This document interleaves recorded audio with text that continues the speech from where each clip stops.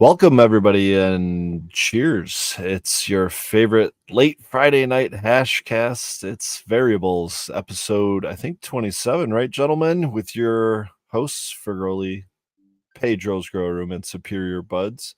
Tonight, we have a special guest, Eric from Yah-Whey, a.k.a. Thrive Probiotics.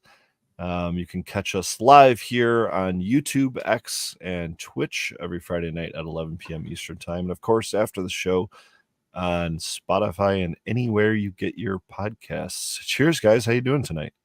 Doing great. Amazing. Welcome, Absolutely man. Amazing. let me introduce who I've got sitting next to me here, this sexy son bitch sitting next to me.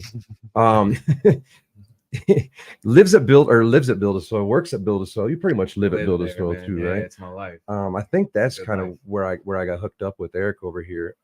He's the inventor, if you will, of Thrive Yah-Whey. So he's an absolute organic living advocate, big time probiotics specialist, I'll call him. DJ in the community, model. I mean, for Christ's sake. So keep going. I don't like it. So Eric from Thrive / Yah-Whey. I mean, I think we're gonna have a big organic growing talk tonight, and it's not just gonna be about cannabis. So this should be a good show. Thank you, my brother. Thank you. It's glad to be here. Glad to be here. Thank you for having me in this community. I'm gonna serve up a little dab over here and get I want to guy going. I want to do a dab too, but before he can even get his mouth on the lips of that thing, or his lips on the mouth of that thing, I don't know. Maybe I'm a little dyslexic already, but this sounds sexy. Tell us about the first time you ever smoked, man. Oh, get it. Oh, first time. It was the guy who got me drunk, wasted too. We were drinking. We were like, we smoke some weed too. As it was like, I remember. Wait, so alcohol is the gateway drug? Is that what you're proving to us? Yeah, it was alcohol. It was the other way around. Oh shit! You know, and then I was like, man, this shit sucks. What else can we do? So we broke out some weed, and I was like, man, I kind of like this. I could do this and still talk and function. And I remember it was probably like a 14, 15, man. You know, smoking out of a Coke can. You know. There you go. Smoking that plastic. I'm like, oh yeah, exactly. You know, and then trying to hide that Coke can and trying to use it later, you know, and then I was like, man, you can't hide this. We got to throw it away. But, you know, just the old school, you know, smoking dirt weed and getting high as shit, but not really knowing what was going to really build in its place the next 10, 20 years.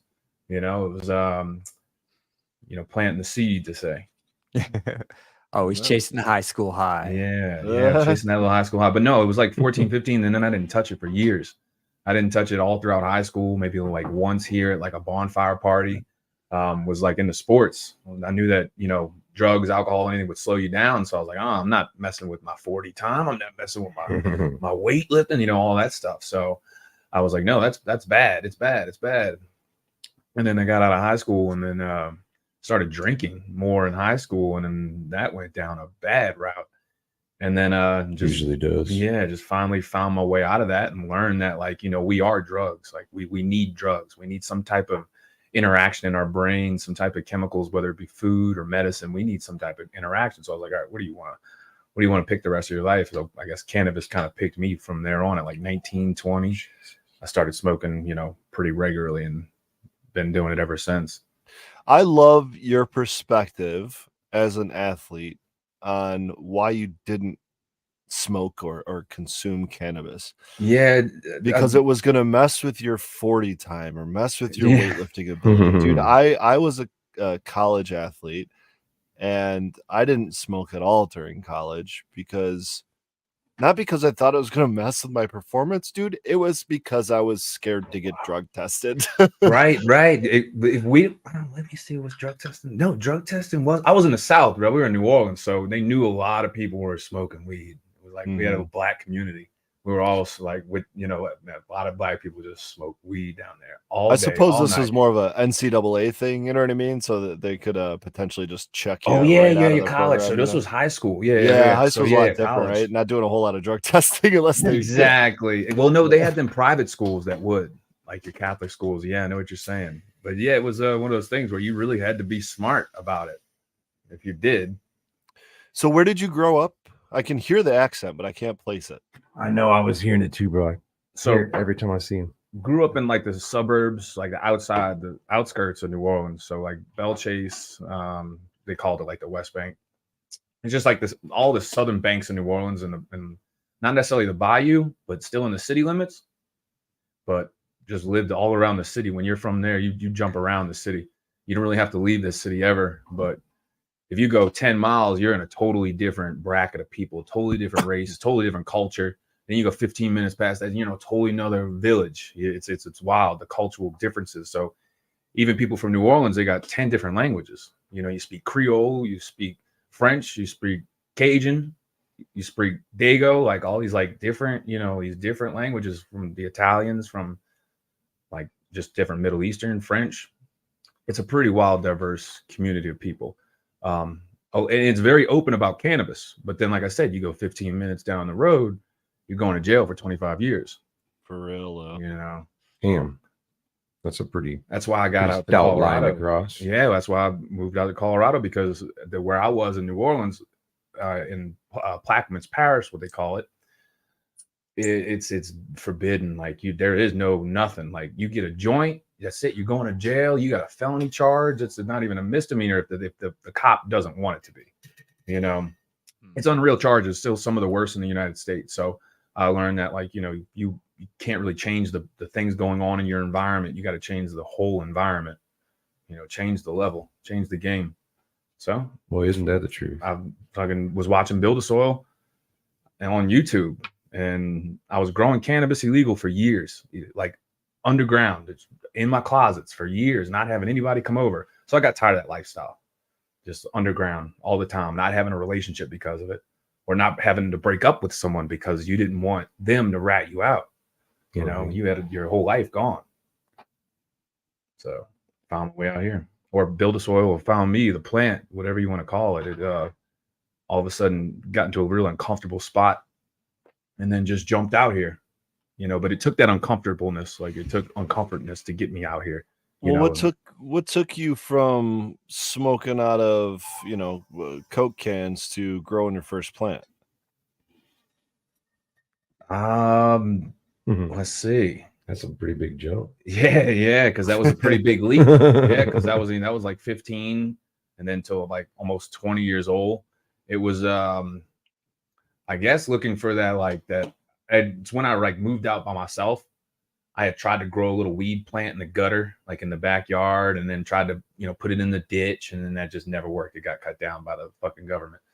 And then I guess having that loss, like when I was losing those little plants I was trying to grow, really sparked me into, I guess, getting back with the plant, like around 20 years old. So just really smoking to get high, then not touching the plant, and then all of a sudden getting super interested in the plant after I got out of high school, started getting into the workforce, saw that everybody was drinking cocaine, pain pills, or smoke some weed. And I was like, all right, I think I want to smoke some weed.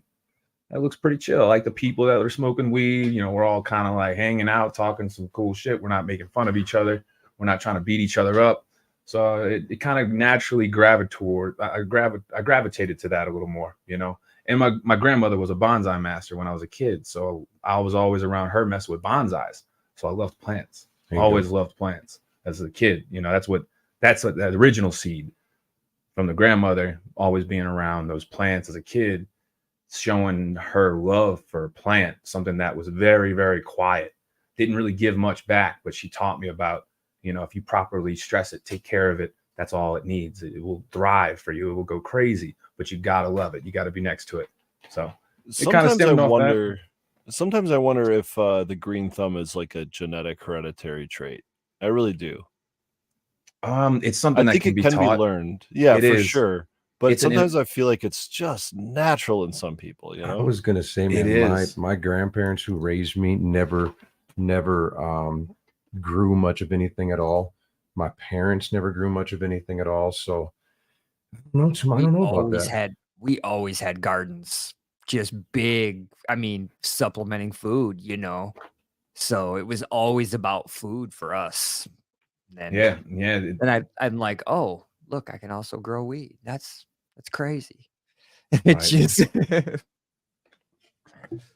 I would say, but we'll be smoking some of that. I was waiting for these guys over here. Talk for a second. I'm gonna switch his headphones around, give us a little bit of room, and get this dab going. No All right. problem. I I saw you holding up that clementine there, little runny, little terpene. Yeah, it's a little drippy. I had 1.6 grams left over. I'm trying to do some 2-gram jars, get some packaging done tonight, and yeah, this is the 1.6er. I don't know how if I can even get it in focus before it drips out of the jar, but ooh, there it Yeah, goes. you got to be quick with that. Yeah, it's mostly terps, some a little bit of diamonds, of course. I guess we call that a sauce. Difference being just allowing it to crash out with the THCA crystallizing a little bit, and then the terps kind of separating out. So you have a high terpene extract separated from the high cannabinoid extract, and actually never really separated them further than they did on their own. I just kind of broke them, the THCA from the vessel, and then packaged it straight from there, just with a delicious well, I was about to say silver spoon, but I guess it's a stainless steel spoon and dab tool.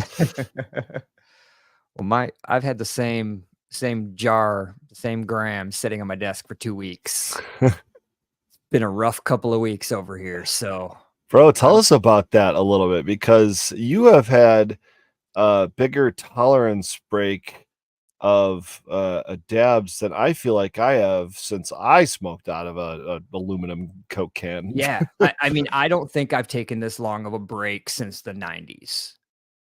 It's, I mean, that's wild. I'm an everyday smoker and an all-day everyday smoker, but whatever was in my chest, man, oof. That last week, last week was my birthday, so I had to do a dab. And I think I coughed for a half hour after that one little baby dab. Damn, so, that sucks, dude. It was rough. It smells good. All right, he's going in on some Talimon over here. But I am going to try to dab. It smells good. I'll mute you. Taking a cue from Cupins over here. I'm sipping before I'm ripping. Hopefully, just hit it right there.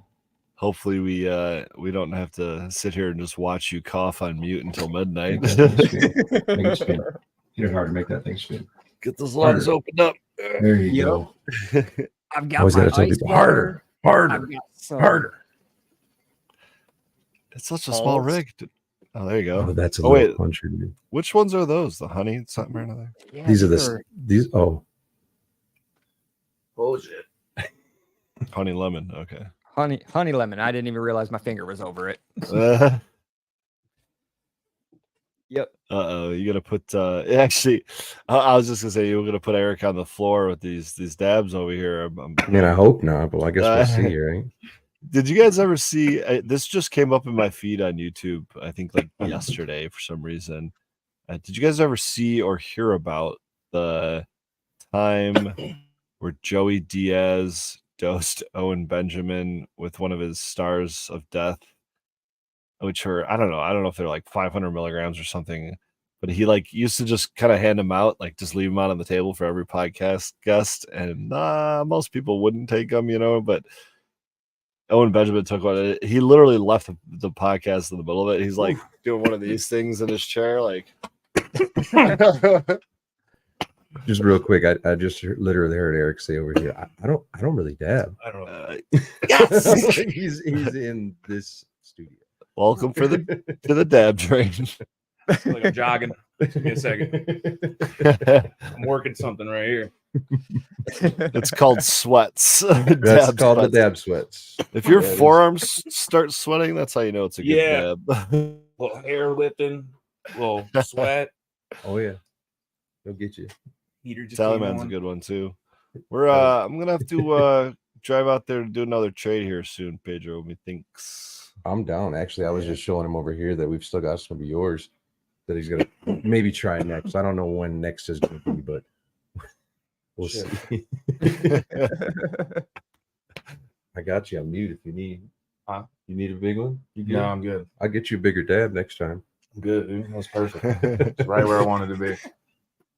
All right, So I'm not going to dive in with a hardcore question right now. Oh, I know was he's just still going to give it to recovering. him. No, I'm trying to give him some Yeah, breathing I was room gonna real give quick it here. to him.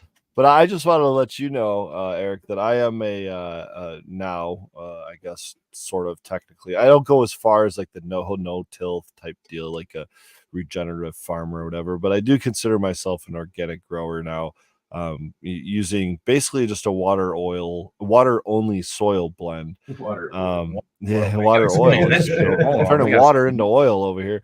We're gonna work this out on $1 million contract. but part of that was I mean, I guess really the benefit of it, not really the intention, but one of the benefits of it was the cost reduction, which I had been told about, not having to buy new cocoa and buy all these expensive nutrients and whatnot just every cycle, something new, right? And then I started reusing my soil with the advice of my buddy Spartan Grown, who's been on the show. And, I've sort of begun to, or at least test things out in terms of feeding it my soil, because I need to continue to, utilize these same 10 to 15 gallon pots. And another thing that he pointed out, one of the benefits I've seen recently is my IPM is really starting to colonize, if you will, I think, at some level in my soil. My nematodes. I'm starting to see it.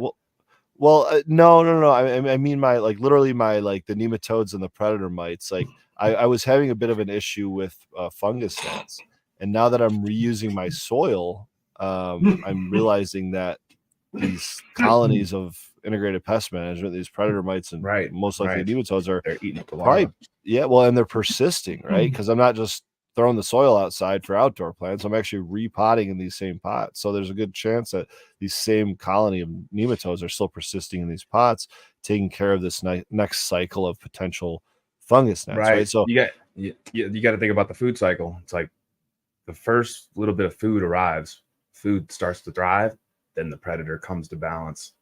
So if you could break that through that threshold of the predators coming in, then more predators come for them, and then keeps on going. Yeah, I've always said in organics, you have a problem with bugs, get more bugs. Yeah, you just wait. You just wait it out. Wait a season. Stuff will come in. Get more compost in there. Get more Yah-Whey in there. But it all starts on that basic food line chain, and it's going to come from water. Your water is your fuel. So if you wanted to slow it down, do more target watering in areas where it's not going to do a boom bust, because those larvae need high amounts of water for their stage to work itself out. And you can also disrupt that with like a rock dust, any type of like Montana grow, like any type of glacier rock dust, volcanic rock dust, straight lava rock. Throw it all in there on the top. That's all extra minerals for your soil, and it's shrapnel for the larva. As soon as they start to move and do their thing, they run across that rock and it shreds them up and they die. So trying to break that life cycle, because I still get fungus gnats hella because I got a super live soil. It's really hard not to. I was going to say, if you got fungus gnats, you got good soil. Yeah, it's one of those. It's one of those double-ended swords, and or potentially just a little overwatered. Yeah, and a little overwatered.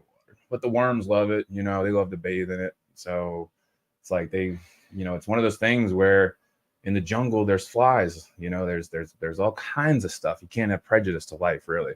Right. And that's, I'm a guy that came from 7 or so years of growing under HID lights and tents and rooms, with cocoa and just about every nutrient line under the sun, including the most expensive ones. And I spent years on a house and garden.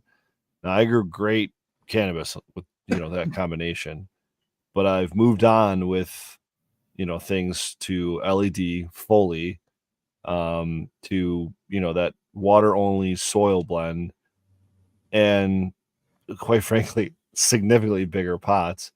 And then reusing, and try to just reduce my, I hate saying it like this, but like my carbon footprint, if you will, you know what I mean? Really just like my waste and all that. Reduce time wasted, Yeah. Big time. Fuck all the dumb shit, man. Let's just sit there and stare at you. Just stare at it. for hours. So- So I just stare.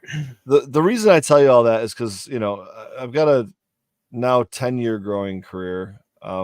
And I've grow organically under, you know, LEDs and all this stuff, trying to reduce, you know, footprints and costs, and while still maintaining quality, if not improving it.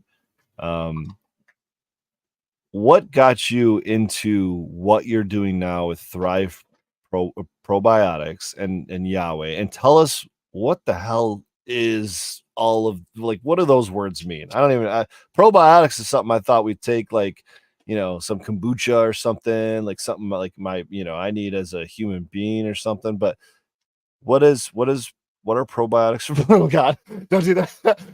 And you're talking about it's your hand smell. I know, right? Just can't get it off my hand. What else would smell if I did I just that? can't get it I off my legit hand. thought you were about to Dude, take a little sip, swig of dude. that. I take a sip of every tank. I actually, Test it. one of to. the buddies that I work with that actually washes hash for me now, up at Eden.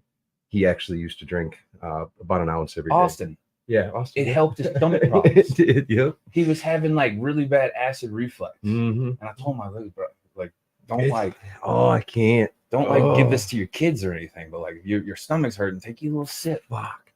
And he drank the whole bottle. He would look for probiotics at work in the refrigerator and go and steal some and fucking drink some. So It's yeah, like, that's really risky. Did that up to his do terp this, level, though. or It's really risky. dude, to I'm do telling you, if you were to smell this stuff, it's rotten milk. It's straight rotten milk. It's sour, funky, not been in the refrigerator for months. Milk and water and some humic acid, coconut sugar, molasses that helps stabilize those bacteria so they don't go rogue.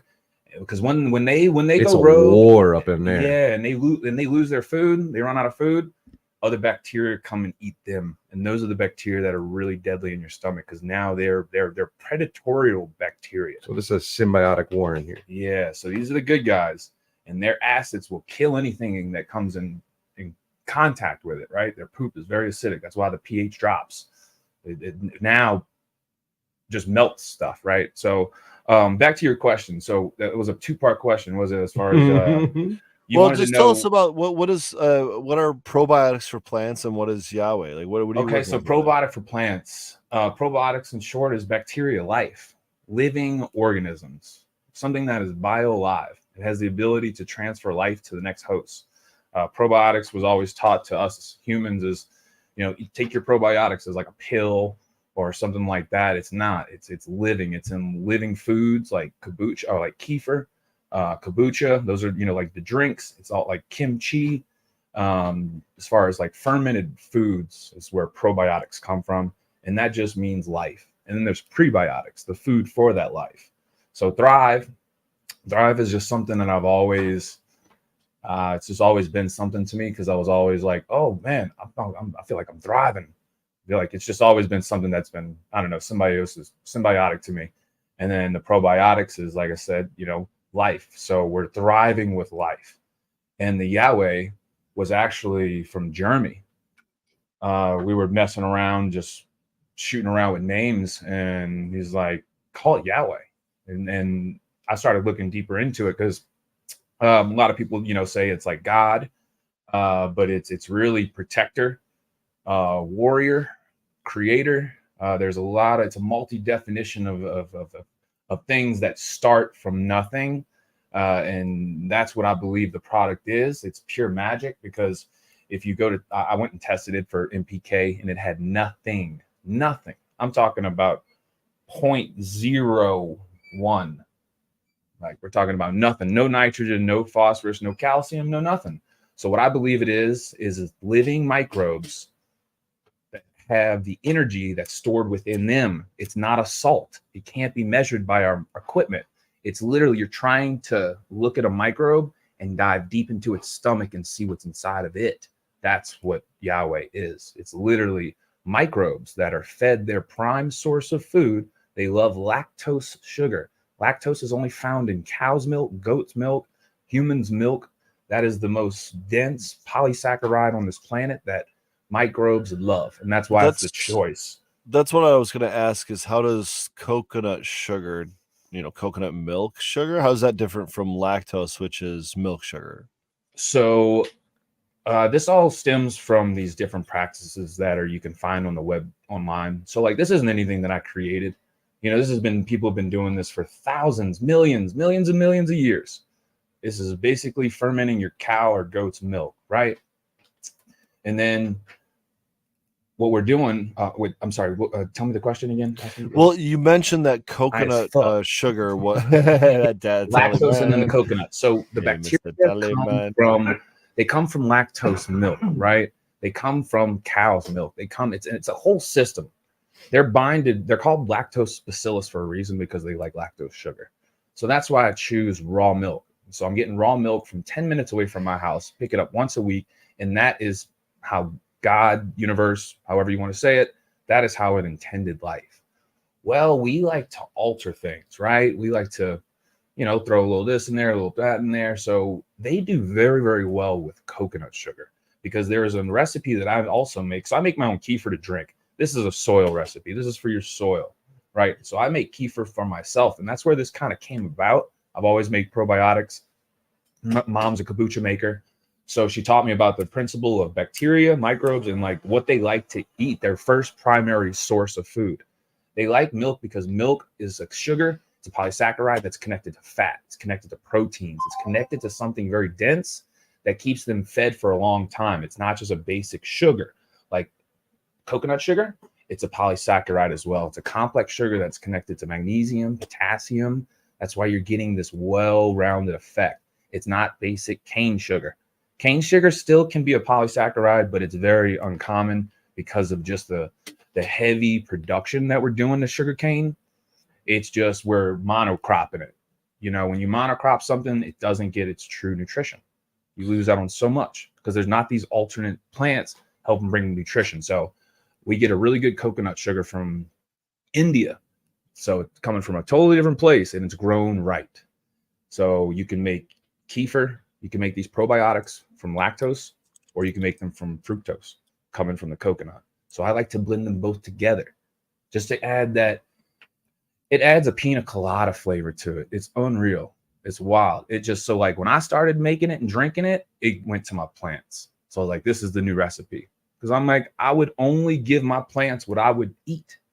Mm-hmm. And like vice versa. Like, like y'all want to be on the same. You are what you eat, and you're smoking it and shit. You know what I mean? That makes sense. Exactly. So why not, eat like the plant?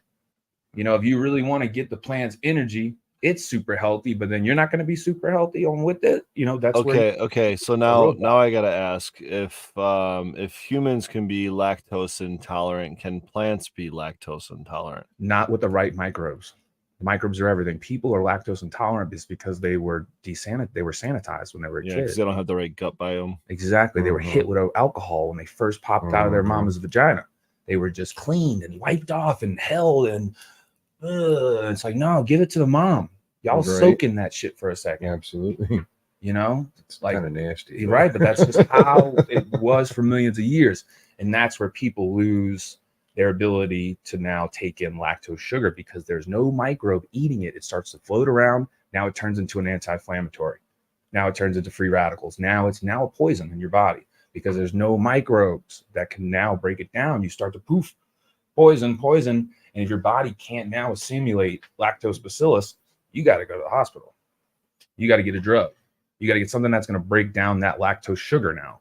And they're going to give you an artificial acid that's created from the bacteria. It's kind of like when you put pH down, all they're doing is stimulating bacteria piss. They're just making synthetics.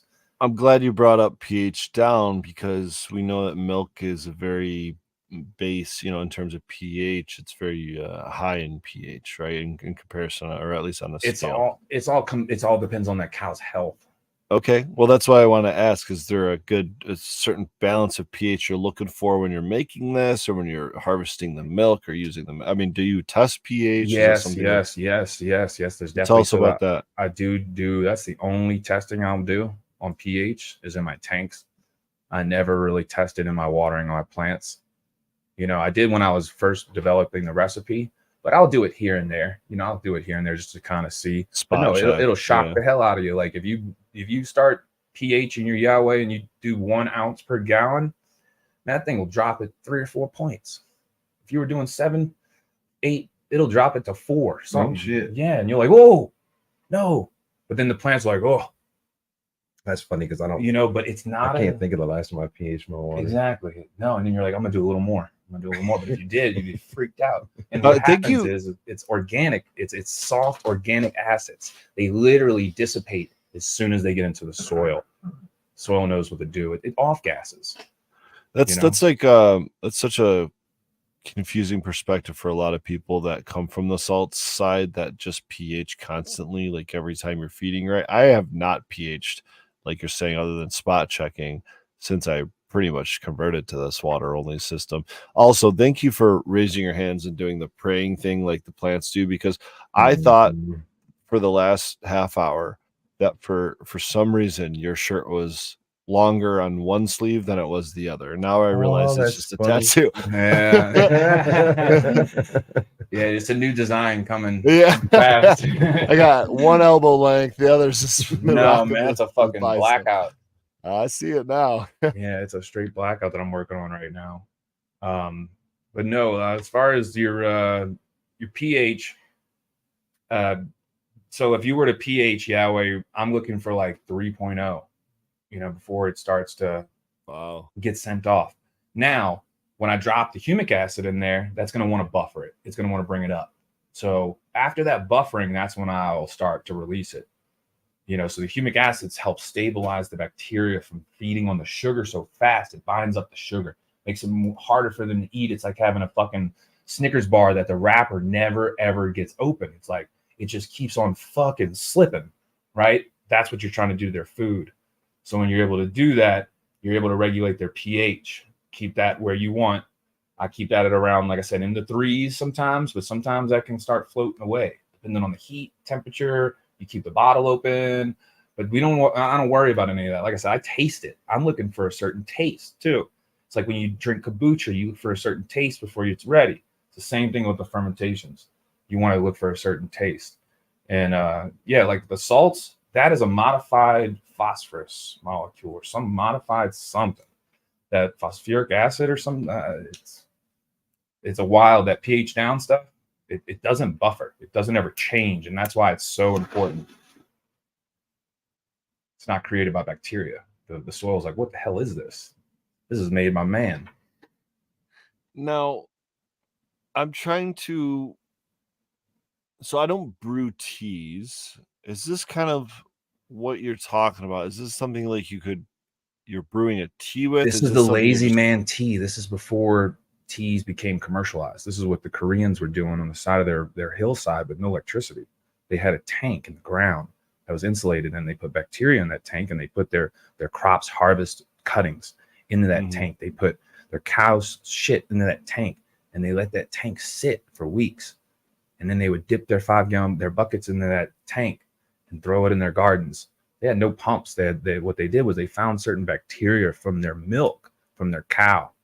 I was saying with cows, you get the bacteria and you get the prebiotic and the probiotic. You get the life and the food all in one unit. That's why they're so good for you, because you don't have to make anything. It's, God made this. It's for you to go, take it, run with it. That's why it works so well. It's a meal ready to go. Why? What we got here? I caught his attention with some clementine. Ooh, that's what I was just stabbing. That one's got like a. Let me smell one more time. Tell us about the terp profile, Eric. It's got sour. It's like fermented lemons. I like that. That might be this the guy Yah-Whey. sees everything through. It might be the Yah-Whey in my lenses. hands. Yeah, I know what that smells like. Dude. I bathe in that shit. Yeah, it's like bottling it, dude. It gets all over you all the time. It gets in your fingernails, and the bacteria start literally like producing in there. Speaking of bathing, I've stuck my hands in it before, and it's it gets on you. It gets in you. Like, but stank brings the dank, dude. I make garlic butter for some as an ingredient for something for lunch today, and my fingers still smell like garlic. And then I rubbed it in my beard, and nothing overtook it until I got into the lime skunk today, and now I smell this lime skunk. Is there a smell garlic butter right now? Love me some garlic butter, dude. And garlic honey, dude. Infuse honey with garlic. Or Mm. infuse, yeah. Put some garlic cloves in your honey. Do let that sit for a couple weeks. Dude. It's interesting. Best. Yeah, that's I've never done that. Yeah. gosh, what's it called? I'm not I sure. the see it name. on all the homestead channels. Yeah, Fire man, I'll put fire fire. cider. Yeah, well, no, that's cayenne, honey, lemon, apple cider vinegar. Yeah. But you could do that too. I put a little cayenne in the honey, a little cayenne, and then a little garlic. It's all good shit. We do cayenne and honey for the chickens too. And see, that's all from my grandmother too, man. My grandmother was like a humanitarian. She was just a botanist. They had a health food store. So I had like all the bulk herbs, like all the witch shit. Like we had like all these potions, like crazy stuff. Tinctures. Oh, I bet down there. So like she taught me about herbs and plants as a child, and then like I got away from it and got like crazy sick. And Why'd you get away from it? Oh man, just trying to chase other people's dreams, I guess. Got you. You know, getting caught up with the wrong people. I got you. Now, why? The more I go down this rabbit hole of organics and regenerative farming and fermentation, in closing loops, it just seems like it's so much easier, cheaper, and dare I say better all around. Why are we so stuck on this consumption of media and salts just to create a plant when it could literally be produced from the resources you already have, right? Like, why is it just a lack of education? Well, is wait, it a cultural or societal thing? What is it? I'm the synthetic grower here, and I'm permaculture outside. So for me, everything has its place. If I'm outside, I'm all organic. You know me. I don't bring anything in. It's produced here on the land, and it just cycles. And it works for my outdoor. Keeps the lake safe, all that. Indoor, I want ease, clean, repeatable. I want to control my indoor. I'm already controlling. That right there. Okay, I'm gonna highlight this comment. Grateful says repeating results, and I heard a beautiful comment recently from a coffee roaster that was on the Your Mom's House podcast this past week or this week, and she said, and it made me think about cannabis a lot and how it relates, certainly at scale. She said, when it comes to places like Starbucks or these bigger companies that are commercially mass producing coffee, they are going for consistency, right? They want repeatable consistency across the board because they're putting this in 50 states and a dozen countries and thousands of different coffee shops, right? And they want you to be able, just like McDonald's, they want you to be able to go to McDonald's in the next state over, the next country over, across the globe, and be confident that Big Mac is going to taste just like that Big Mac you had at home, that caramel macchiato is going to taste just like that caramel macchiato at home. And there's something to be said for that, especially doing it at scale. But what her focus is, and because she's able to at such a smaller scale, is on quality. So she can focus on quality on every batch, whereas you just can't do that at a certain scale, a certain commercial level. And I thought that was a very aligned thing with our industry, and I'm sure you could apply it to a lot of other, industries out there, especially when it comes to like food and consumption. Right. But would you rather have a consistent, maybe it is high, but maybe consistently high quality, which, to be fair, we're not seeing that in the commercial industry. No. Or would you rather, honestly, it seems like, cut some corners and save some costs and still have quality, possibly greater quality? You're just not getting it as consistent. Is that no? I think it's more of an ego thing. Oh shit. It's Okay. Tell ego. me more. Oh, It's shit, fucking it's a dopamine thing. They know what type of feel they're going to have when they do it the way they want to do it. It's the whole like it's hard to teach an old dog new tricks. It's like once you learn something, you build a foundation of your life upon this. You are personally attached to this. You don't want to be told you're wrong. But And I that's tell people not it like, for me, though. what if the shops shut down? What if all of this went away? You were told you can't go to the stores anymore. Good luck. What would you do? I mean, me personally, I'm doing the same thing I've been doing for 10 years, and that's why I've been doing it, but not everyone can say that, you know? You'd be running to the fucking woods. You'd be looking for worms. You'd be going and looking under animals, starting to save your piss and shit. Like you'd fully go, and then you'd be doing what we've been doing for millions of years, fully commercializing this plant. They did this in Egypt, having millions of plants all over the place and farming them well with biochar and shit, and peeing all over them, just how they did it. And they did it well. It's all about what would happen if they closed the stores, man. Sure. What would you do? What would you really do? So it's not about quality, then. It's not about. No, it's about ego. It's like, no, I know what I'm doing, man. Don't tell me what to do. It's like driving a car. You ever met a personal driver? That's assuming like we don't change our methods. Right. I've been growing weed damn near 30 years now. And I have never went to harvest without changing my system and making it better. And I've added all the extra bells and whistles and backed off. I figured out a very easy, repeatable system. I produce high quality. It's the best I smoke. So, and it's for me. Now outdoor, I agree. Food, that type of stuff, yeah. I'm not gonna feed salts.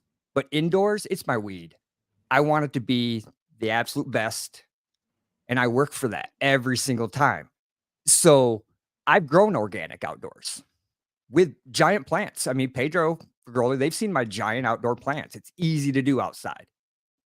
But I think my quality's higher indoors with my. Of course it is. And those giant plants you grow outdoors actually suffices because you're growing more leaf matter and you're not growing enough oil content to the leaf matter ratio. So if you can't put the oil in the ground from the start, can't put the right amino structure to build a terpene, you're never going to get more terpene. You're going to get more plant. It's going to look like a big old football of plant, and you're going to have very little oil. So yes, it's definitely right. You got to know what you're growing. First off, we're growing for oil. We're not growing for leaf. Yeah, we're trichome farmers. Damn, you sound like fucking Pedro over there. Holy shit. God So damn. Yeah. You Eric, can get a better ratio that way when you grow indoors. But like I was saying, as far as like, yes, you know what you're doing. You know the effect. You know exactly what you're going to get. And then actually surprise yourself by trying to do it a little bit better. And that's what I was saying before. It's more of an ego thing. It's like what we know is what we know. It's like, don't try to tell me another way because this works for me. And that's perfectly fine because I know what works for me. But I've had my grandmother show me organics in the very beginning. If you'd have had your grandma show you organics in the very beginning on how it all works, you'd have never touched a bottle and you'd have been like surprising yourself even more. Because I talk to growers each and every day. This is my job, to convert the salt growers over to organics.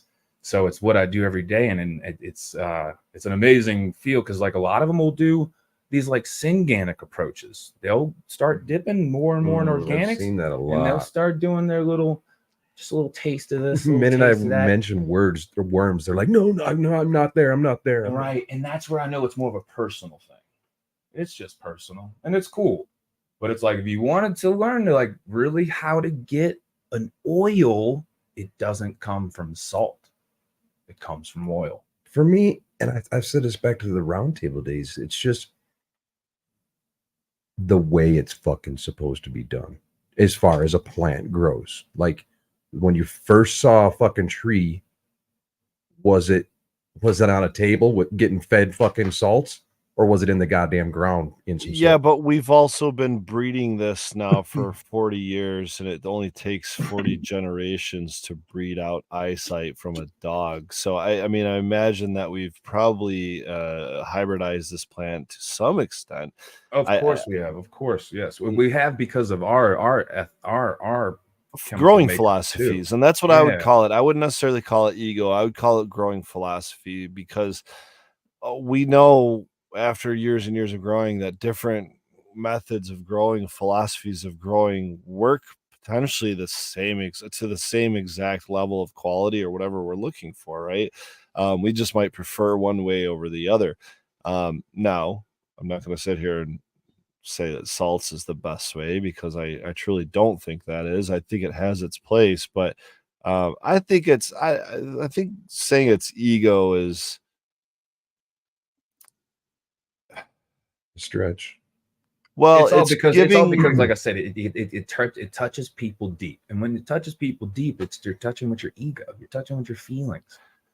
You know what I'm And that, saying? I but can that's the fucking thing. do If that. if you are touching that deep, then it probably is an ego thing. But like I think Superior or Pedro, I forget which one of you guys said. Like we've all tried like growing so many different ways and with different nutrient lines and different media, different size pots, and different lights, and indoor and outdoor. And it's like one of the joys about this is exploring the different possibilities. So to just stop and assume that we've got it right, well, then yeah, that's probably where the ego comes in. That's what I'm That's, saying. It's like, that's I man, think where it's confusing. I'm not actually saying I'm right. I'm saying I'm right for me. exactly, and that's all that matters. Right. Well, and Which that's is where the philosophy. So that's where totally, the it's not. variables It's come not. in. I mean, I've grown many different ways, and for me, it's time investment, cost. Like for Growley said, I've got my system down to where my inputs are minimal, my outputs are minimal. I don't have a lot of runoff, so I'm not polluting the environment. We have a big problem with runoff into our lakes here. I Oh live yeah, on the same out second here. largest fresh water in the world. We got to take care of it. And I truly believe that. So even my indoor has to be proper. I don't want salt runoff. No, You know, no, you don't. it- You it- don't. there's right ways to do it and wrong ways. And I know I can get better quality. I've gotten, oh, look, I changed this variable and I get a little bit higher quality. But if it takes me an extra hour or 2 hours a week, I weigh that option. Well, now you're bringing the cynic out in me because you make me think about recycling and how, as an individual or even as an individual homeowner, you're not ever going to make a drop in a bucket when it comes to recycling or something like that. When you're put up against even one corporation, let alone a whole country full of them or a world right. full of them, you know what I mean? God bless our Great Lakes. I love Lake Superior. I would never litter in it or do anything to, you know what I mean, pollute it. But I just like there's just so much worse actors out there. I You know what I mean? always hate that mentality because I'm always the person that says 1 + 1 + 1 is 3. Right. 0 + 0 + 0 is 0. So no matter how much you're putting into it, I know it's not a You're dent. still but adding it. No, and Yeah. I come kind I of get it. extremely biased too, because I was only shown really organics, and then I worked for the oil field. I worked for a wireline service offshore.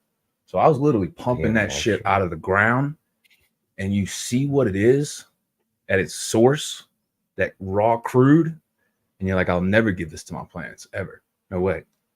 So you kind of like Well, you learn just said where it oil comes makes from. oil. So what's the secret to more No, terps? so Because I what they think do is terpenes are the most valuable part of this but plant. then they isolate a salt out of this crude oil that produced a fuel. So they create a fuel, a salt off of this raw crude oil.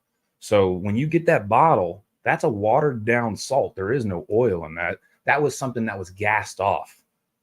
The oil and all that turned into a tire. What was gassed off was turned into plant food. And then you hear what I'm saying? It was turned into a salt, into a gas, and that crystallized. And then that was phosphorus and nitrogen in that. Well, then that tire is now in your car, and you're using that tire gas as a salt, that distillation, Hey, listen, I got shingles on my roof. All Right. right. You So know? like I said, so when you learn and you work with those companies pulling that nasty shit out of the ground, you want to stay away from it. Man, that's why I was, starting the very beginning as far as like what happens if they turned your debit cards off, they turned your credit cards off. They said, nope, no more buying any of that. Why? because we turned the oil companies off. We said no more combustion fuel engines. So then they shut down the oil companies. Now no more salt-based nutrients. You know what I'm saying? So it's like, what would you do? If first off, what would you eat and what would you grow your medicine with? It's always preparing about, like if something like that to happen, you want to be sure you and your family are ready. Right? So knowing those things about organics, throwing a cow in the back of my truck. Exactly. You can't throw a debit card at a cow. It's like, but you can learn about that cow, and that's where organic steps in. So it's not necessarily about right now. It's about like, you're learning knowledge for your kids. You're learning knowledge to teach them. And we don't want these salts always around. We don't. They're not going to always be around. They're working oil out of the equation. I'm sure there are some people that do want to have them around.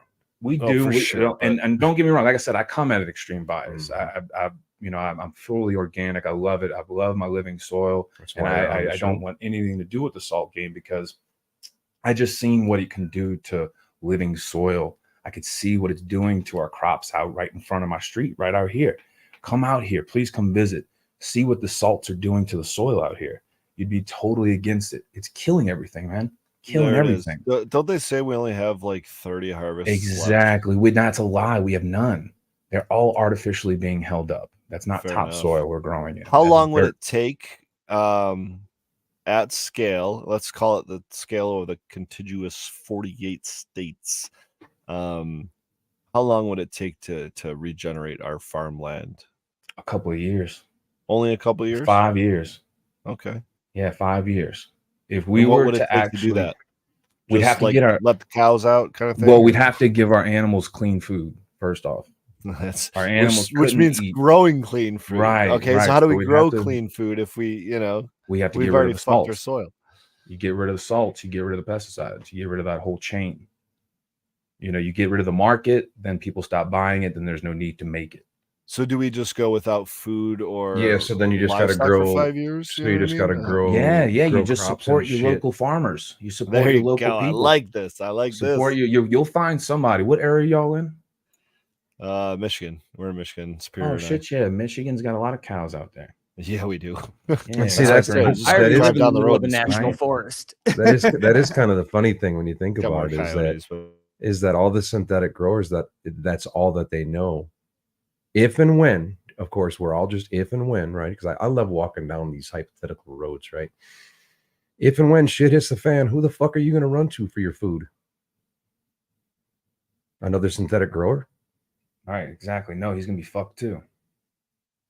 You don't want to be in the same boat. If and when. That's what the government does. It gets y'all on a tit and it makes you feel comfortable. It makes you feel like that milk's real good. But that milk's not milk. It's pus. It's nasty pus that they bleached. And then they put a bunch of sugar in it. And that shit was good yesterday. Dude, speaking of bleach, and this morning.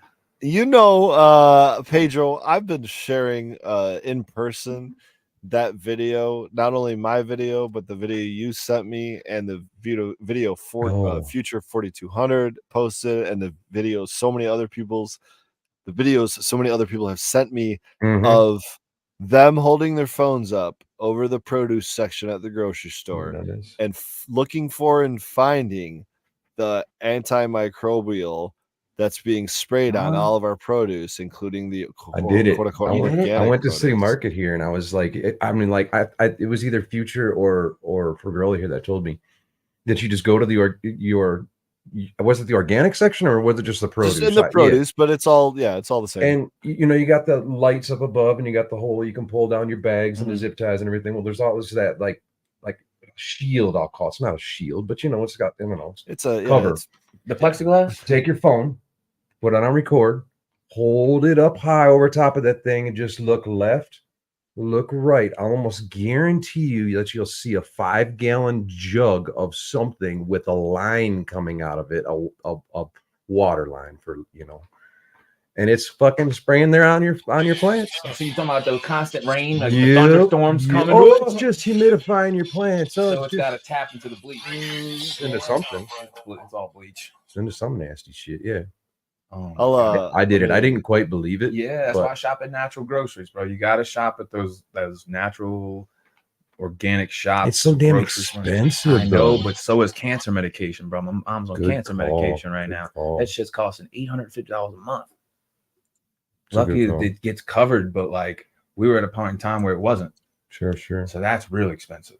I also don't know that even organic produce is safe from whatever this is It's because not. it's all It's under the not. same section. You know It's what I not. mean? So it's really like when you're talking even about growing weed, it's like, yeah, just grow your own because you don't know. You know what I mean? You don't know unless you do it yourself or you can, and trust your farmer. Yeah, it's Unfortunately, not everyone has the ability to do that, but you gotta, you can't let it like keep you going in that direction, but just notice it is a step, but you don't stay on that step for long. You learn like, okay, now I'm in this realm. I And like, moved okay, from a straight food desert up to here. It's been nice. and where are you, Superior? So I'm in the Upper Peninsula. I'm right up on Lake Superior. Okay. I'm That's all acreage real and- great growing, all green, all yeah. year long.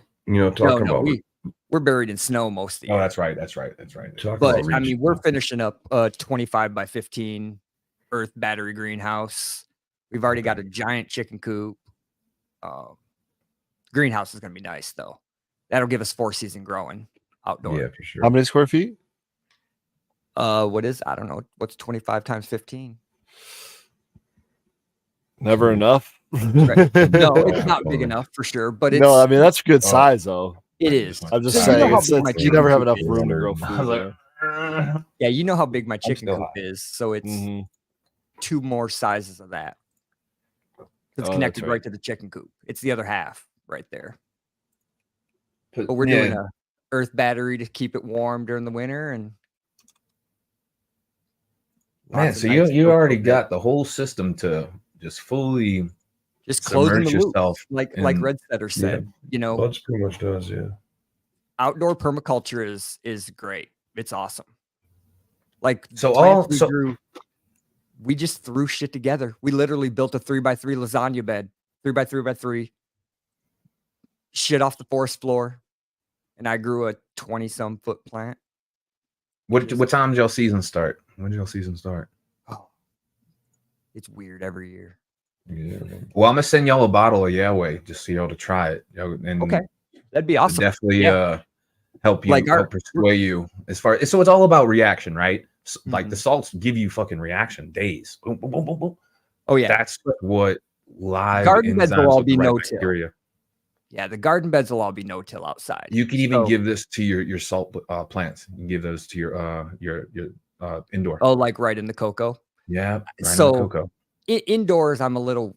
My system's very, very weird, but it works perfectly for me. It just kind of just grows giant plants and produces lots of hash for me.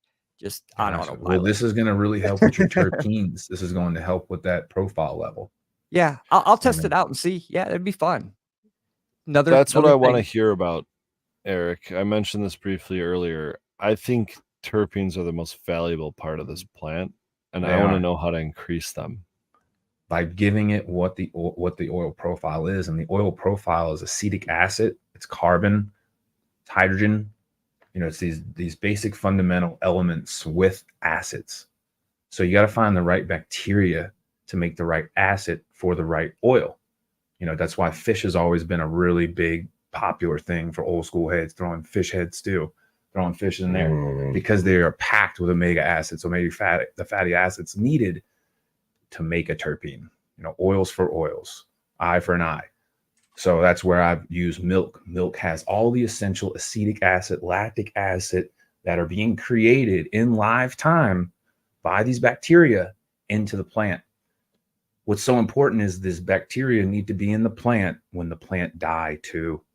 The plant isn't done yet. The terpene isn't done being created. It needs to go through a dechlorination stage. And that's where the bacteria are very important in the curing stages. It's not just drying the plant. There are living bacteria in there still feeding. They need to eat on this bacteria. I mean, the bacteria need to eat on the chlorophyll. They need to eat the plant down. We just had a conversation about this last week about the minute you cut the plant down, it starts degrading. Yeah, it immediately dies. It immediately starts, But the oils start degrading as well, or they're still producing. the bacteria is finished creating it, and they're getting the plant matter out of it. They're trying to get the chlorophyll away from the oil. That way it can dry properly. But it's more of like I was saying. So it's having, first off, what is a terpene? It's basically microelements. Solvent? No, it's a structure of many different elements mixed with acids. And these acids is what gels it and melts it. So in order to melt this and have this jelly sticky thing, it needs to come from oils. It needs to come from the essential makeup. Just like with you are an oil fat-based red meat individual. You need meat. You need fat because that's what you are made out of. Just like the plant. The plant needs oil. The plant's use to a cow, possibly like maybe, somebody drinking milk from a cow and then that cow getting milk on the ground, or that cow dying. It was pregnant, full of milk, and that milk all went into the ground. Or we didn't use our milk. We threw that milk into the ground. That's where I believe that's where our like really true flavors came from, because we're giving it those fats, the proteins, the essentials to make that amino acid structure. I mean, I completely regenerated my. You were talking about the soil out here, and I know what you're talking about is that adobe soil where it just gets that white coating of salt across Yeah, the it's the entire calcium. thing. It's calcium carbonate. That's all literally leaching.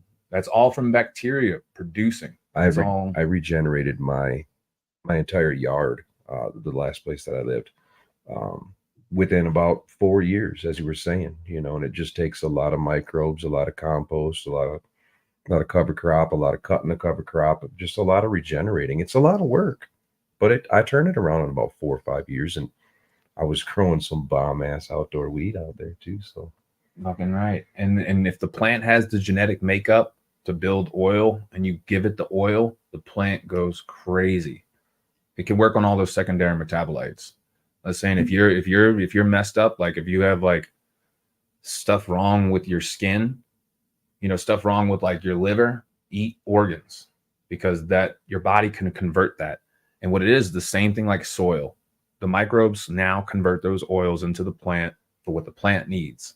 The plant needs oil for protection. Same thing with you. I eat beef tallow, butter, cheese, milk, pure fat all the time, and I never gain any weight. Because why? It's building my eyeballs. It's building my cartilage. It's building all the fat-based things. My brain is 96% fat. So I'm going to eat fat. And that's where I learned about terpenes. Terpenes, pure fat. Give it fish. Give it milk. Don't give it like coconut oil. Coconut oil is antibacterial. You got to watch now. Some oils and greases will actually be antibacterial. Black cumin oils and stuff like that. Some certain seed oils are really bad to put in your soil. Never want to do that. And you never want to put just fresh milk. Why? Because of the lactose we were talking about. Mm-hmm. It's not ready for the dump of lactose because it doesn't have the bacteria in there quite ready for the load. And you'll actually hurt your plants because your plant's creating sugars at the same time, excredates. So now you have an excredate war. Now you have donuts falling from the sky and you're trying to bring your girl on a nice date and she loves donuts. And there ain't no date. You know what I'm saying? There's food. There's no more going out. She's eating donuts now. you have to bring up donuts on the fucking Dude, it's too early to start talking about Right. food. Hey, yeah, it's a competition for sugar. I've literally left this room and went and got some shit before. I know. I love donuts. That's what I gotta stay away from. Don't tempt him. Hey, happy birthday. I know it's not midnight over there yet, right. Pedro, but happy birthday, Pedro. Shit, thank you. I appreciate it. Happy birthday. Didn't even think about it. Thank you. I appreciate A it. couple birthdays recently. Hey, I want to share this video because I finally got it uploaded to something I can share. Oh, there we go. This is just one of the videos. This is the first video that was shared that I saw. Again, I've had a lot of people share them with me, either privately or by tagging me on their stories or whatever. I would encourage you to do the same and make sure you tag us so we can share it with everybody as well. But everybody should go to their local grocery store and go do this. It's tough. Over here at the supermarket, they're spraying their shit in. Whoa. Oh no! Damn, that's sophisticated right there too. That's not like a couple $100. That's a large setup they're using. Happy birthday, JT, by the way. Well, I don't know what's going on with What the video. happened? Of course, just stop right there. But if I get it to play or buffer or whatever, They're taking us down, man. But no, he's showing masses. the reason I wanted to share that specific one is because I was able to pause it and look at the label of the bottle that was shared, and it seems like this bottle that's being used is the same one across pretty much all of the grocery stores. I'm going to pull it up here on my phone where I can see it so I can read it and share it with you. It's called Produce Max with 2 X's, Sterilox Fresh. So this is the label. That's what it looked like. I would concur. A lot of them have this green top right there where there's a little yep. What does it say the active ingredient is? So the active ingredient, drum roll please, hydrochloric acid. Oh God. But that destroys all life. Right. And if we're not washing this off before we ingest it, we're now ingesting what we consider fresh or maybe even organic produce. That's an acid. So what it does is it melts into the fiber of the skin. Right. And now we're you can't even wash it off. So is there any inactive ingredients? Yes, the other 99.9%. It's just water? Does it say anything, a surfactant, any type of repelling agent? I'm not. Let's see if I can. Any type of waxing agent. Well, that's the thing. It's the whole thing is considered a wax. It's considered a vegetable wax. So, it's in there, they're not saying. Oh, sorry, hypochlorous acid, not hydrochloric. Hypochlorous acid is at 0.45%, and then it says other ingredients at 99.55%. It does very small. If I can read this, this contains 6,000 ppm of something chlorine, residual, maybe free residual chlorine. So that's bleach. 6,000 ppms of bleach in there. It says there's also warnings if it gets on your eyes or skin or clothing. Precautionary statements, hazardous to humans and domestic animals. That's huge. Your skin is an organ. Anything you wouldn't put on your skin, don't put in your body. It's called an antimicrobial fruit and vegetable wash. God damn, dude. That's what you want on fruit and vegetables. That's why we eat it. They're probiotics. They're naturally gifted with microbes that help you digest the thing you're putting in. Not if that's where it's from the grocery store. Wow. Go look at that label, Produce Max. You'll be able to find it. I mean, look in the chicken, man. Even organic chicken sprayed with the same shit. All right. All organic chicken is bleached. It's all dipped and it's soaked in bleach water. It's needed and regulated. The actual chicken meat. I no longer eat chicken meat because they bleach it. All of it. They soak it. It's by law. Really? By law. Don't stop eating chicken. They're trying to kill you. So when you do is you eat that bleach soaked chicken, then your stomach goes on an all out war. Like, whoa, we just ingested antimicrobials. So it literally nukes your stomach every time. Just enough to where it doesn't hurt you. But it does. It does. It doesn't to where it doesn't register to you. But yeah, watch the chicken, even organic. It's all been bleached. Just they're real trying quick, to get you off meat. They're trying to get you off the red meat. From our friendly Wikipedia, hypochlorous acid is an inorganic compound with a chemical formula ClOH, I think. It's an acid that forms when chlorine dissolves in water and itself partially dissociates, forming hypochlorite anion, which are oxidizers. Yeah, that's great. And the primary disinfection agents of chlorine solutions. Sodium hypochlorite is bleach. It cannot be isolated from these solutions due to rapid equilibration. It's separate from bleach. Separate from bleach. Yeah, it's almost like is it a bleach has salt in it. This does not.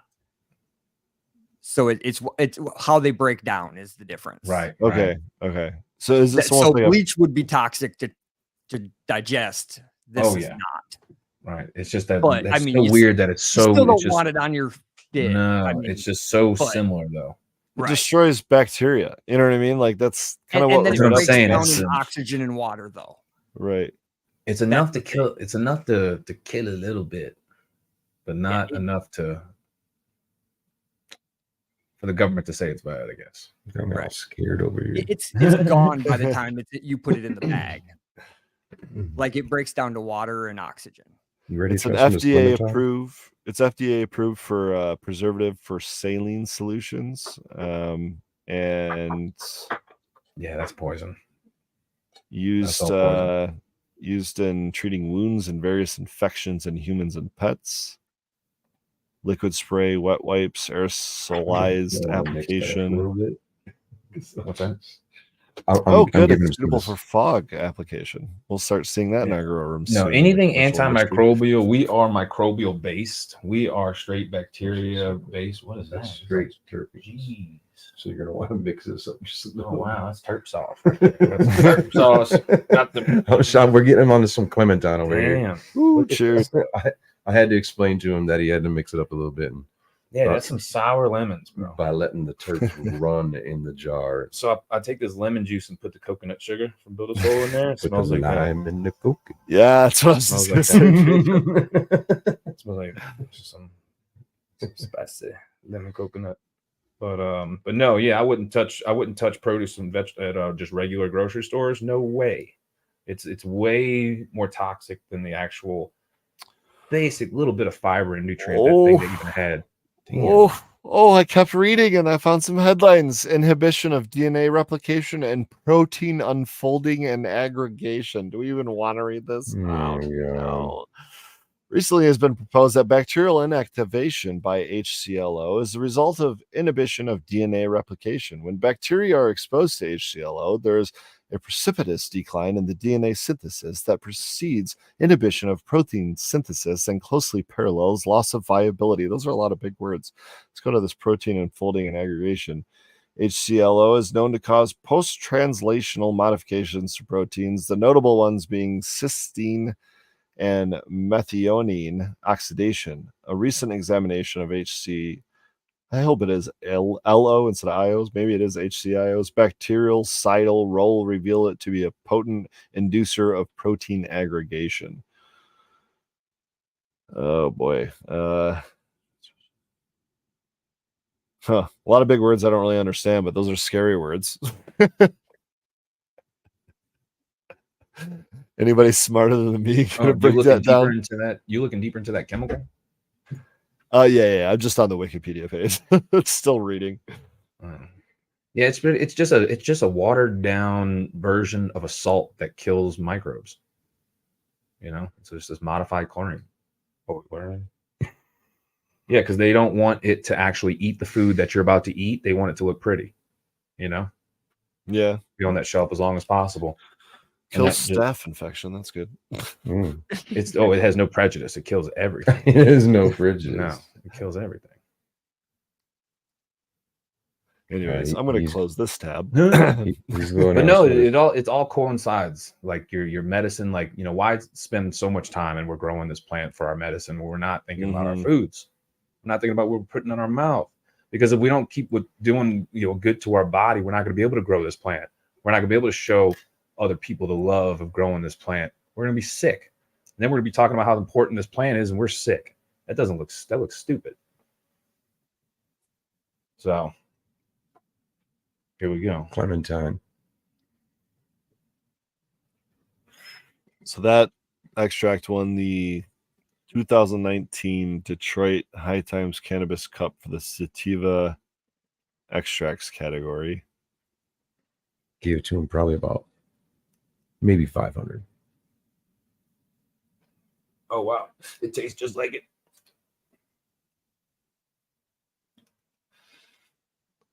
You might want to mute my mic. It's a terpy one. So while you're coughing up a lung here, I'll let you know, as I did Pedro after we had this discussion. It's not. It maintains such a high terp level in the extracts, at least through my process, that it's not for the light lunged. And what I mean by that is, like, you might have an asthma issue, or if you have an asthma issue, you might not be, like, you know, yeah, there you go with the inhaler. Yeah, I'm not hitting it tonight, that's for sure. Fortunately, I don't experience this, so I just can plow through Clementine all day and night, but I get it. And it's a fair no warning. way I can handle that right now. Yeah. My last one hurt. I didn't even. I mean, I barely even noticed. We're past midnight, and you haven't been coughing the whole time, so Yep. didn't get you too bad. Didn't Not get too you like bad. the Just last like one. 10, 15 minutes this time. Oh, jeez, it's still. It was still a rough one. I think I'm about to take a decent sized one. I'm not going on this Frugroli shit though. Fuck that. What is the Clementine? What's the parents?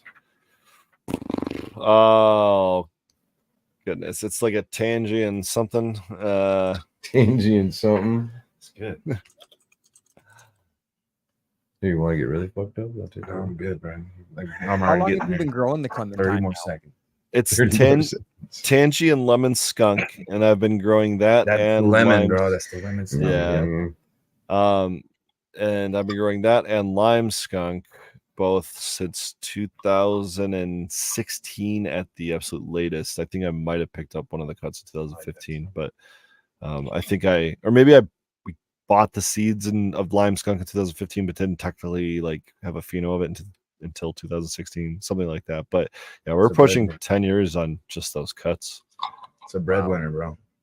I appreciate it, The man. breadwinner. Supposedly, I have the real sour deep coming back to me. Woo! That's what you're A lot of Got a people cat. asking for that lately. Dude, I know. I got a cat out and fucking guy out in New York.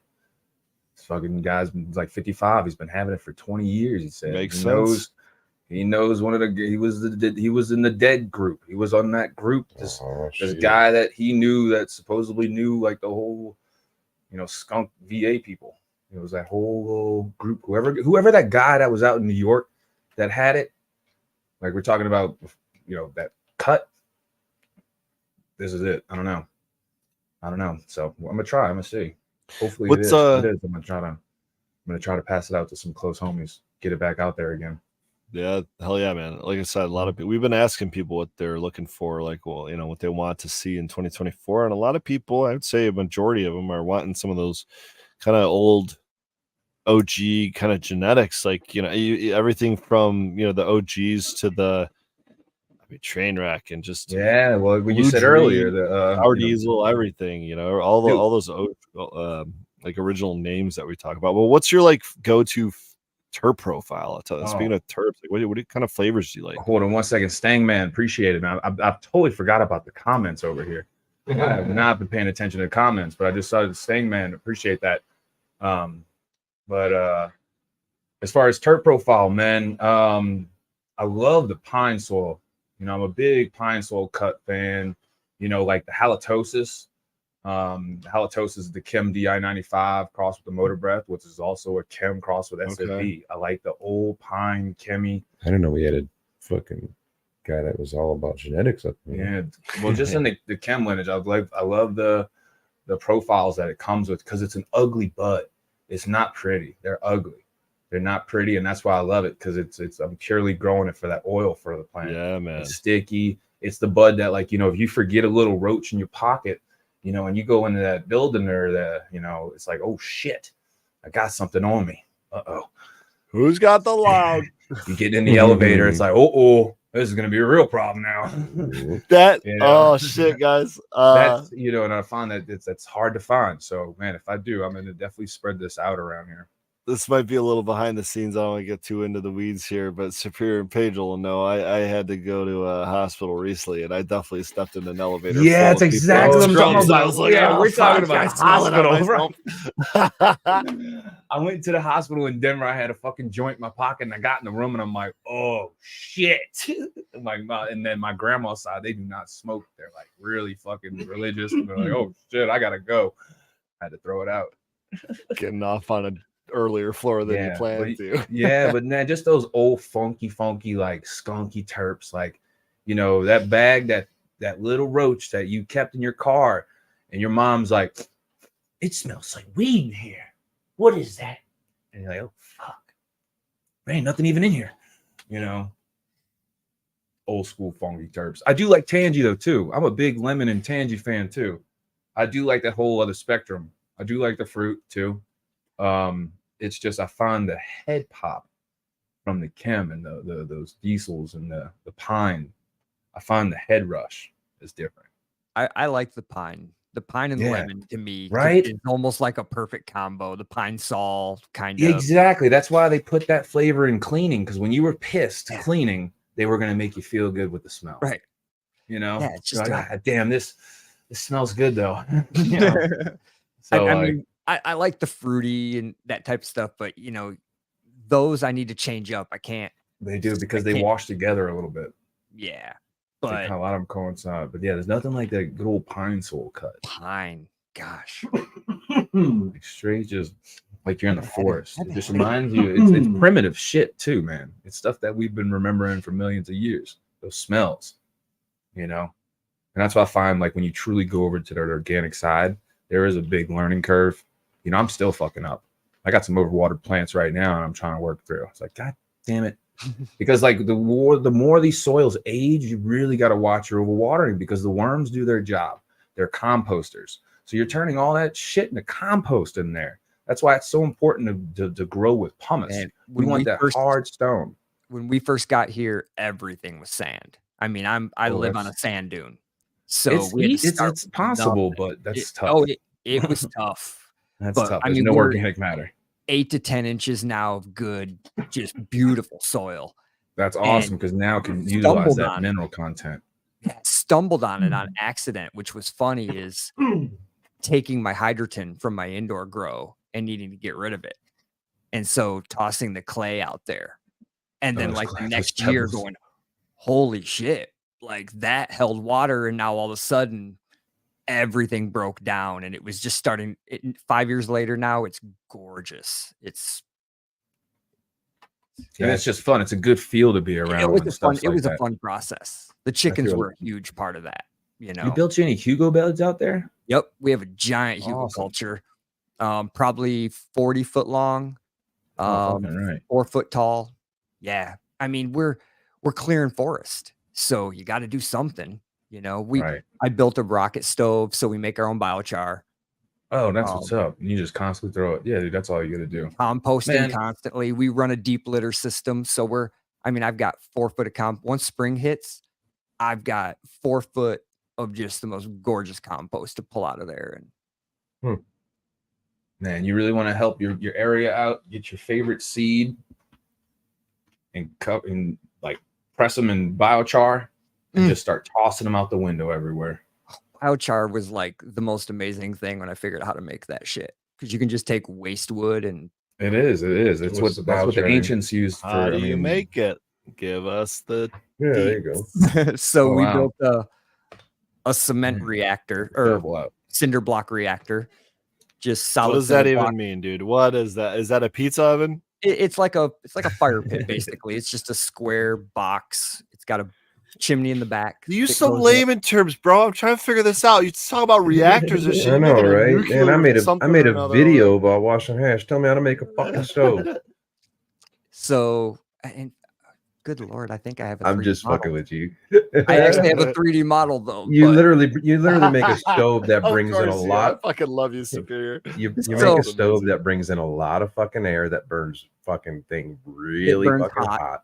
And then inside of that, you take a metal trash can, poke some holes in the bottom of it, fill it full of waste wood, seal it, put it in there.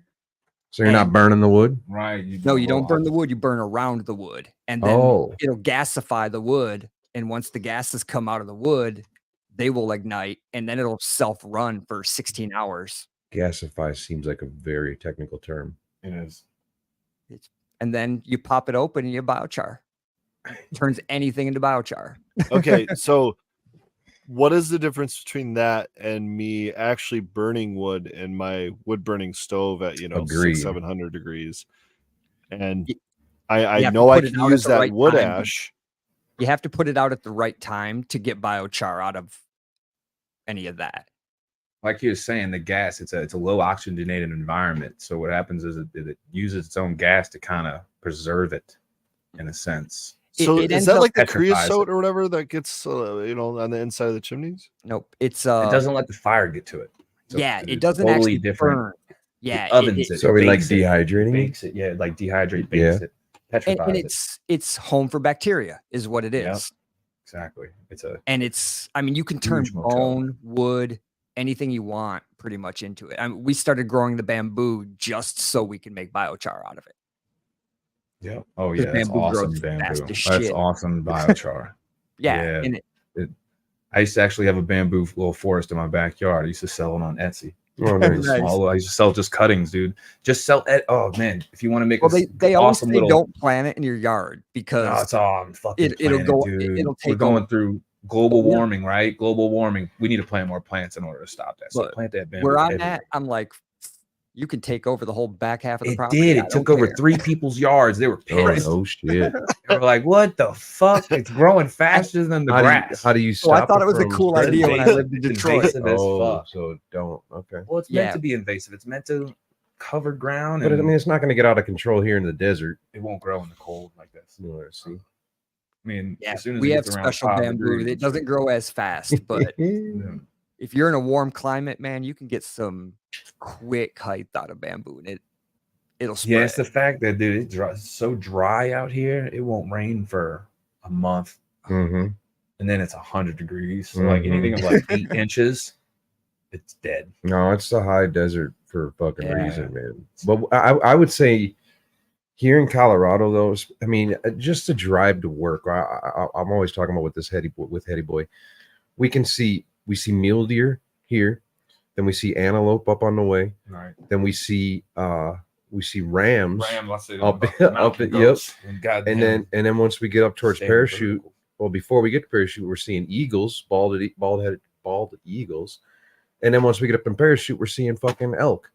So I mean, some of the most diverse. I mean, you can go from high mountain, alpine, to absolute desert, to Like it's lizards. to over on the eastern slope where it's more grassland and plains. You know, I mean, like, man, Colorado's fucking crazy, dude. It's got some wild territory. But we can't grow goddamn bamboo. No, you could. You'd have to water it and baby it, and man, it'd be a really pain in the dick. Because I brought some cuttings out here. Yeah, I just gave up. just won't work there, man. I want some dragon fruit. I want to start growing some of my own dragon fruit because I'm You like, can I do not want to pay Miami Fruit and these other guys $27 per fruit. check Kaya. Holy Kaya's sh- growing some.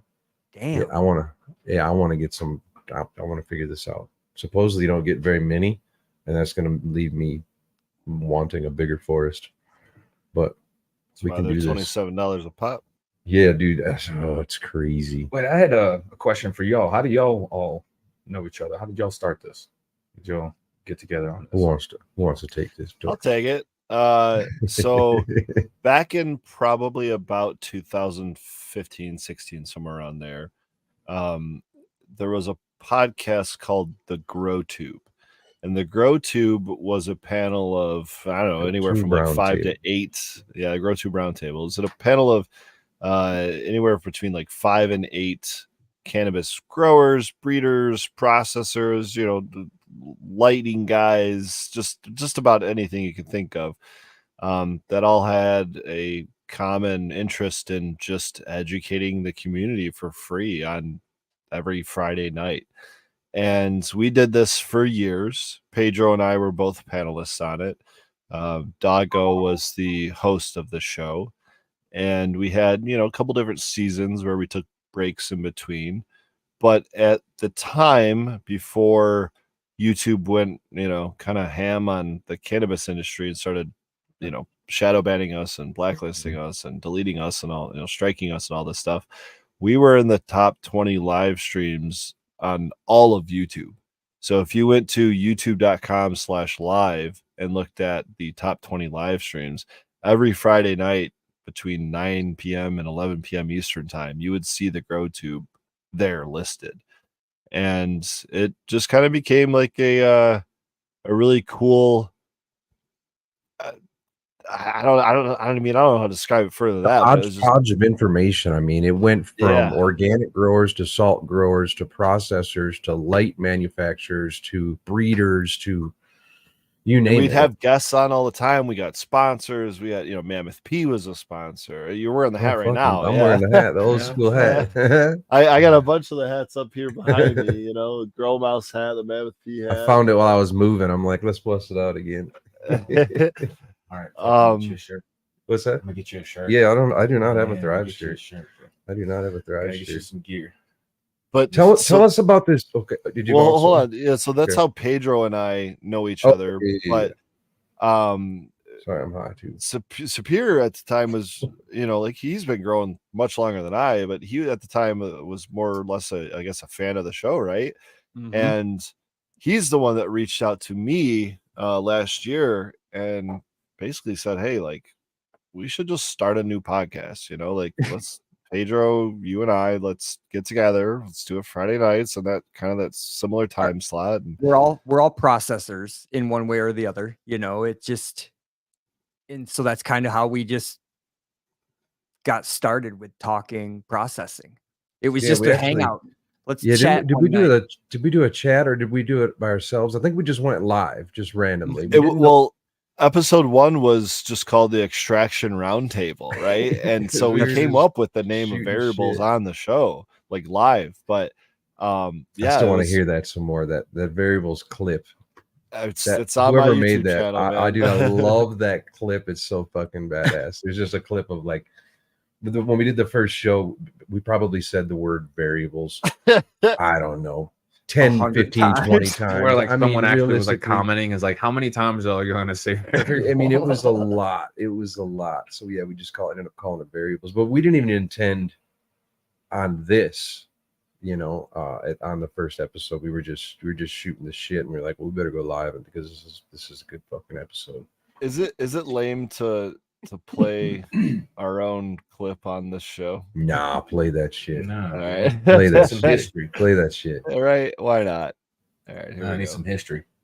Yeah, there's so many variables. It's like it's kind of like philosophy and run with it. You're probably going to be successful, Or you're going to keep adding more variables. You're increasing your amount of variables substantially, whether or not it's sealed. Oh god, this is a fucking Variable it's a highlight reel. to an extent is a variable. It is definitely 100%. a variable.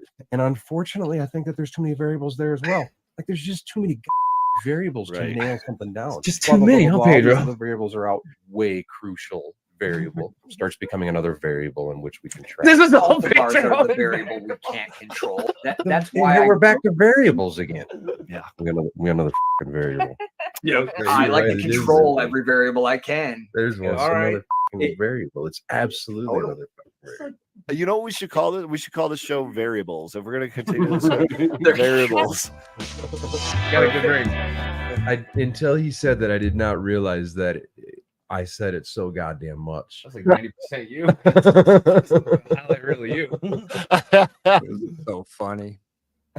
Totally unplanned. Just kind of yeah. came about. That's funny. It worked. Oh yeah, it was It worked. there's definitely no planning to that at all. It was just we were just shooting the shit. It comes and up there we every are. show, Had a couple of almost them there. naturally. So yeah, that's Good accents. that's how it was. Is back to the Road to Roundtable, and now we're just three buddies actually now that are just kind of growing, processing, and bringing on kind of a different format than the Roundtable. The Roundtable we had when we had a guest come on, you were met with like 10 people at a time. I think there was a limit, but you were met by the whole panel, and it was kind of intimidating a little bit. But so we kind of did this little style here where we do 3 people, us, and then we bring on a singular guest, and we've been rolling through. We've had everybody from breeders to processors to We had an growers HVAC guy, somehow a controversial HVAC guy on. Yeah, right. I we've mean, got lots of people on it. hey, you need ventilation. You gotta stay comfortable. Well, it got more than that. I was gone that week. I had to go hunting. No, it was how do you something about how you rehumidify your room. It's called reheat. It's basically utilizing the dehumidification ability of the air conditioning for your grow rooms to not utilize any additional dehumidifiers, and you do that by adding heat to your room to keep it a consistent temperature so that your air conditioners Dehumidify with the AC and then heat that cold air back up to where you Man, want that it. sounds extremely efficient. Anyways, It's actually anyways, let me ask a question. Flour or hash? Flour or concentrate? I'm a big flour guy. Yeah, more of a flour guy. Yeah, just Any reason? just because it wasn't never available until I really got to Colorado, and that was 2 years ago. Okay. So my whole life never really touched it. Okay. It wasn't available in New Orleans. Nobody messed with it. Okay. Well, this is actually a good perspective then. So I always ask it wrong. What is hash to you? Hashish. That's original OG, like pucked. I would get these pucked from like supposedly Afghanistan, or like these, these hash pucks. The coins. Yeah, the coins. Actually stamped. These stamped coins with a mhm, certain language on it. That's what I would remember hash, because it was sticky.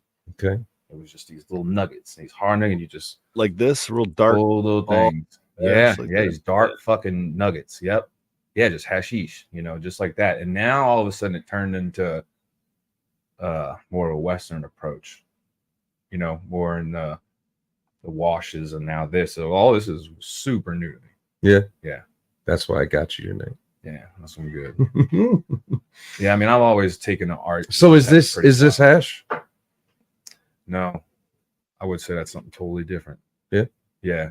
Just because hashish is more of a dry sift, just the whole method totally does something different to the oil. All right.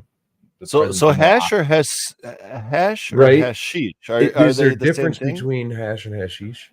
No, I think it's just a short word. Okay. But now rosin and like, I think these more of a, like these, I would say like wax. Like when I was first coming across, it was just called wax. Mhm. And I think that's a totally different extraction method. So you're breaking the oils down totally different, makes a totally different product. For the record, mine is de-waxed wax. De-waxed is even another one. It's a whole nother realm. Mine is not de-waxed. Mine is extracted, getting as minimal wax as possible. Ideally, fewer lipids. Right, because like if you think like, I mean, is it ideal though if we're talking back to hash? Yes, and I don't want hashish? to inhale lipids. Well, you have them in that little baggie that you just fucking held up. What bit? Oh yeah, that one. Yeah, it's full of 100%. waxes That's and got lipids. more than more than what but I'm producing. But I didn't produce that. Supposedly that helps to. Somebody else can fill in the blanks there. I mean, it makes THC more bioavailable, but not when you inhale it like that necessarily. It's more when you ingest it, orally, like eat it. I know, why does orally sound fucking horrible, but it really well, it's the reason I stuttered there is because orally you're technically smoking it, you're orally ingesting it too, right? Right. No, I love my edibles. I've taken some good. I'm looking over here at this jar.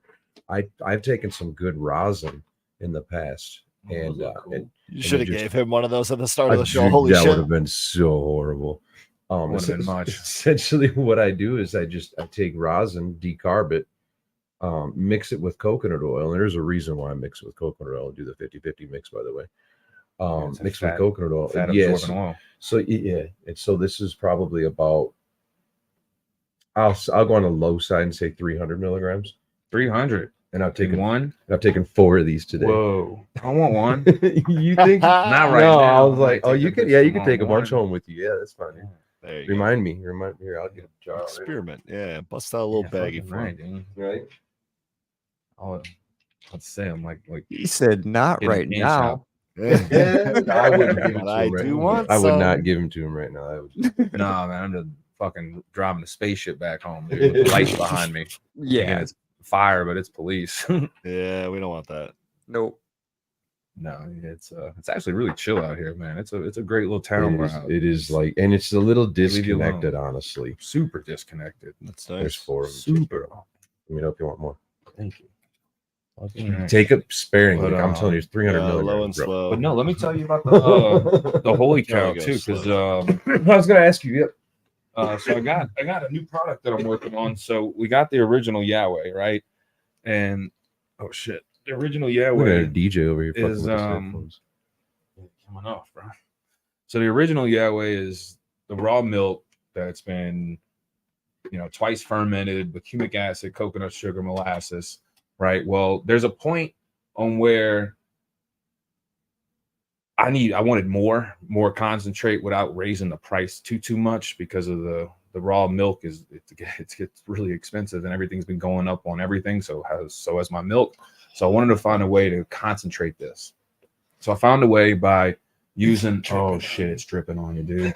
He's dripping, It dripping wanted like you. water. It wanted you, dude. You wanted it on you. You held it all over you. Like, oh, He did. He did. It's still dripping like water. it's just his soul wanting it. Oh, it's gonna smell Oh, He's so like, give good. it to me. I want it all over me.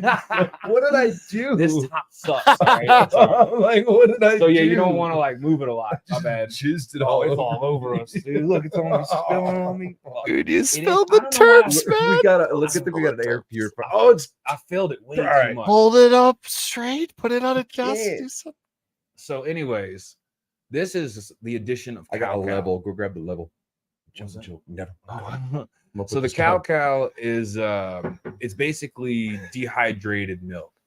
If you ever were like, not fortunate and you had to drink powdered milk as a kid, this is that same shit. But this is a high grade K2 cow from Denmark. So we're talking about across the pond. I'm sourcing all really good dehydrated milk to concentrate this. And I'm also adding another little pop of the coconut sugar to help really get them going. And I'm finding this adds that hella extra calcium boost, the phosphorus boost, and like I said, all the fats, the oils, and the proteins needed for terpene production. Like I said, it's all about whatever you want, you got to give. If you want some fucking oils, man, you give this plant some oils, you will do things you've never seen before. It goes crazy. I just want to see everybody's reaction when they smell it. You keep doing it too. I'm like, oh, dude, it's gonna be like this the rest of the night and tomorrow morning. You wash it, do whatever you want. I've been there, dude. Once they get When underneath I've- the fingernail, When I've mixed it Yeah. before, I've stuck my hand in there and like just mixed it up and shit. and that's what you want. You want that because, man, man, that's when you know something's live in there, something's farting, something's pooping, something's doing something, and that's when things work. That's the whole thing. So with like the what's salt. on the bottom there? What's that? That is just. That's the why I was trying to slop. turn it and look at it. Oh yeah, that's where we were about to fuck up. Yep. About to. See, there's no liner on this cap. That's how you got to be real still with this. When I was walking You in did here, not. I was like, I did not sign away. So this is just when you use this, you always got to shake it really well. When you get it in the bottle, it's going to be secure. It's going to be right. This is just testing shit. And I was like, man, I'm giving them everybody my jars. I'm running out of jars. So this is the jar you get. Dude, I completely understand on that. Right, level, so- we're good there. Always shake it well. It settles like crazy, but that's basically all just the cream and all the cheese that got re-fermented down for a third time. And now it's all settling into the slop. That's why you got to start. with Obviously, mix it up again. it. when Yeah, you mix use it up real good. Every time I use it, a lot of times what I'll do is I'll always usually grab the gallon, and I'll keep one of the quart jars, Mhm. and I'll pour it into that, just because for me it's easier. Number one, it's easier to apply to each individual gallon because of the way I water. And it's easier just to give it a quick shake Right, it up real quick, right, you know what I'm right. saying? Yeah. Rather than shake up an entire big ass gallon. Or Yeah, get you that want to juice try. all You over want to try to reduce them and get them in there and get that into the fridge or something. But no, I mean like Do you want to They'll- store it in the fridge? I've seen this question in chat. they'll last a year. What if I without- just want to leave it in my grow room?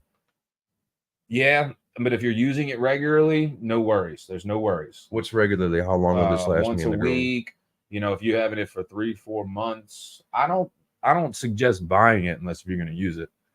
So you don't want to buy it to store it. Buy it to start. You buy it to use it as a forever starter. I use 1 ounce every gallon, every watering period. Yeah. And that's just like you having kombucha. That's just like you having kefir. That's like you treating yourself to a probiotic drink every morning when you wake up, every evening. You're giving your body, you're giving the soil life. So it doesn't have to create it. Now it can worry about oil production. It can worry about plant production. It can worry about putting out more It roots just to go eats the get food nutrients. that those microbes are producing. It takes energy to burn energy. This is that secondary metabolite energy, so it can now burn energy and go get it and grow. It's like it's producing for the plant. The plant can take a break. So if you're assisting in that, like I said, that secondary breakdown, now the plant can focus on sending out certain smells to rid bugs. Because if the plant's not healthy enough, it can't put out a certain pheromone to keep bugs away. Yo, I even noticed, and I've noticed this quite regularly when I go in there, because I've just taken clones. I just showed you a little while ago. Even in there in veg, the plants are extremely aromatic. Yeah. Like extremely. especially if you go touch them. You just fuck with them a little bit. They'll start putting out that smell because they think that something's about to attack Yep, it. absolutely. And they're sending signals to the rest of the plants to watch out. Oh, see, that's badass That's too. a secondary metabolite. That's its immune system. It's putting out signaling because it's trying to warn other plants that, hey, something's coming. You know, it's doing that through the roots. I was in there with my snippers. Right. It's like, hey, but man, I tell you, on that speed, on the growth, the plants just explode. They really do. And then that's like I was saying with salt, like that's where I was focused on was salt growers. That was where I got a lot of my knowledge from. My knowledge didn't come from organics. I knew only about that, but a lot of my bases came from salt-based growers and what they were doing. And I watched day by day on how fast those plants grew. Sure. How big and crazy. I was like, whoa. And then here I'm over here struggling. I'm not forever. And then I started learning about fermentation. Yeah, and then I learned about killed it in bacteria and learning about, hey, these are the acids that the salt realm and the synthetic realm of the scientists, this is what they were watching. They were watching the bacteria, and they stamped what the poop was made out of and the acids were made out of, and then synthesized that. Gotcha. So now I'm giving you what the scientists took away from us years ago. Something no longer legally can give us. It's all salts. It's all salts. Everything. We are salt based. Everything is a salt, but it's just about how it was made. Has the information been broken by nature, by human? That's where the difficulties come in. Pedro, I'm gonna ask Eric the same question about his products, but do you remember, speaking of Mammoth P with your hat and the grow tube, do you remember the question we had for them about basically reproducing their product so that we would never have to buy it again? Wasn't I just talking with you about this when I was in Build a Soil the other day when we were talking about stretching the product? Yeah. So all you have to do is buy 1 quart of my product and buy the best organic store-bought milk you could find, or if you could find raw milk, you have the microbes. You have the starter. Give them the food. Have my. It's almost like a sourdough starter, right? Exactly. I'm giving you a whole starter every time. A big SCOBY. If you want it, it's just been turned into tiny little pieces. You can't really see them yet. But if you were to pour that quart into that gallon of milk and let that thing sit for 2 weeks or a week, even 4 or 5 days, all of a sudden you'll see cheese being made, the whey being separated. It's going to get funky, crazy.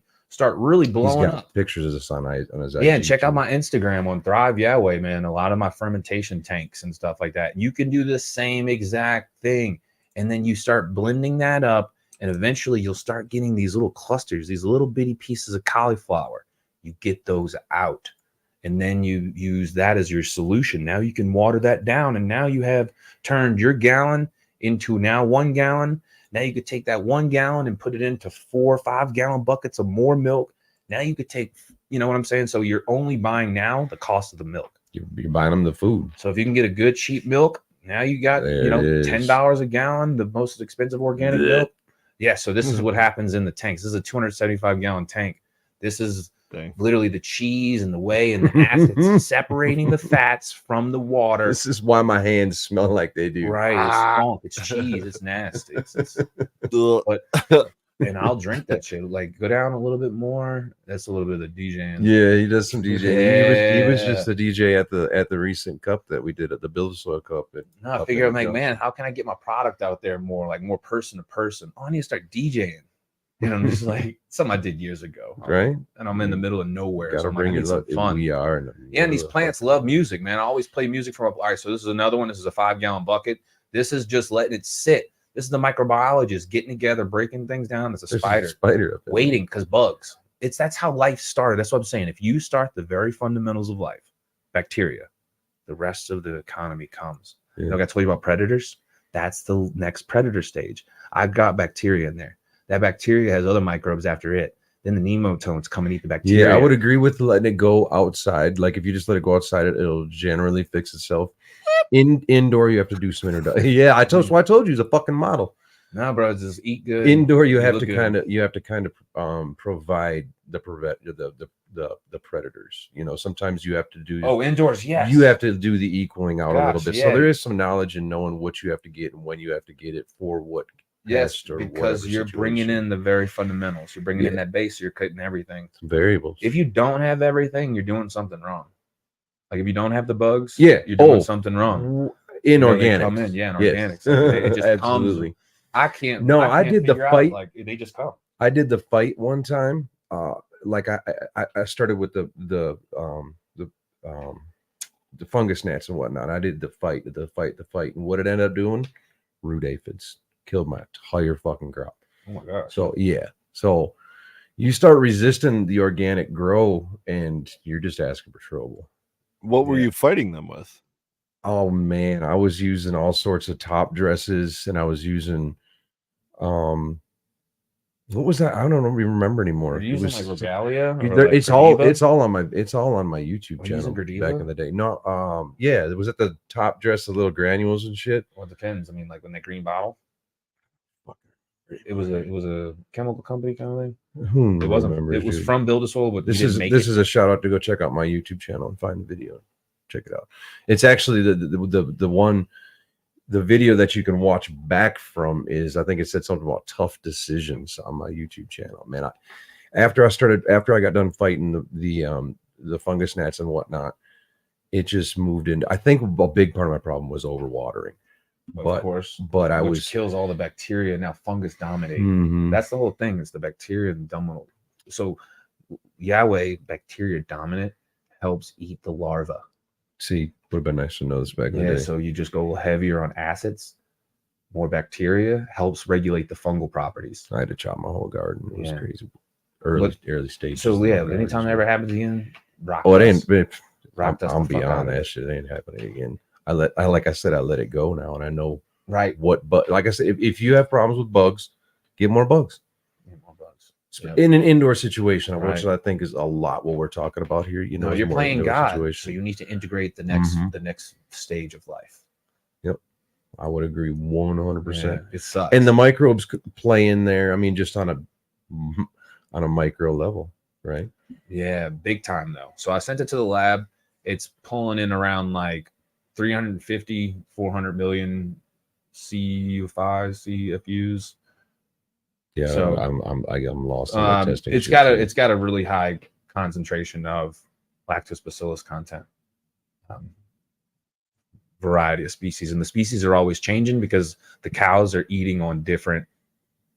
So what's species of plants throughout the different times of years? What's the difference between Yah-Whey and Holy Cow, and which one should I buy? So Holy Cow has the addition of the cow, which is a product you can buy at home. But what the difference is I'm fermenting this prior for about a month. In my tank, I have these certain cultures that speed all this up. Right. So you can do this, right? But I add the cultures, I add my love, my special little touches to this, and I'm adding a little more sugar. Right. So I'm adding a little more pop to that too. Okay. So yes, you can do all this at home. You go to Build a Soil, you get your starter Yah-Whey, you get cow, just COWCAL, and you mix your own ratios to the Yah-Whey to cow. You can add some extra coconut sugar, let that all sit in a 5-gallon bucket for weeks, and then use it. So I'm taking the steps out of there for you. I'm putting my love and magic to it. See that? So it's because I found when you add Yah-Whey, so whenever you're adding mycorrhizae, microbes, you need to feed. Oh geez, dude, it was horrible. This brings back like cringiness to me. That's all. Well, I mean, look at, they got a perfect like cover. They got a nice like tarped roof. This is my weather. My earth. I know, and that's the worst. They go I love crazy. Them. I know. When they go bad, right? Exactly. I grow all the growers out there. Get on the earth boxes immediately. It's amazing, and that's they are amazing. That's where you can see how your system works. Of the and you could fast feed them. You could salt grow them. You can like pump them at the bottom reservoir like you were hydro growing, because that's what I do with every watering. A little bit of this. I usually water from the top. We'll build a bloom. Yeah, it'll just fall down. It'll all just fall down. Like you said, you took your thing out and did the pumice.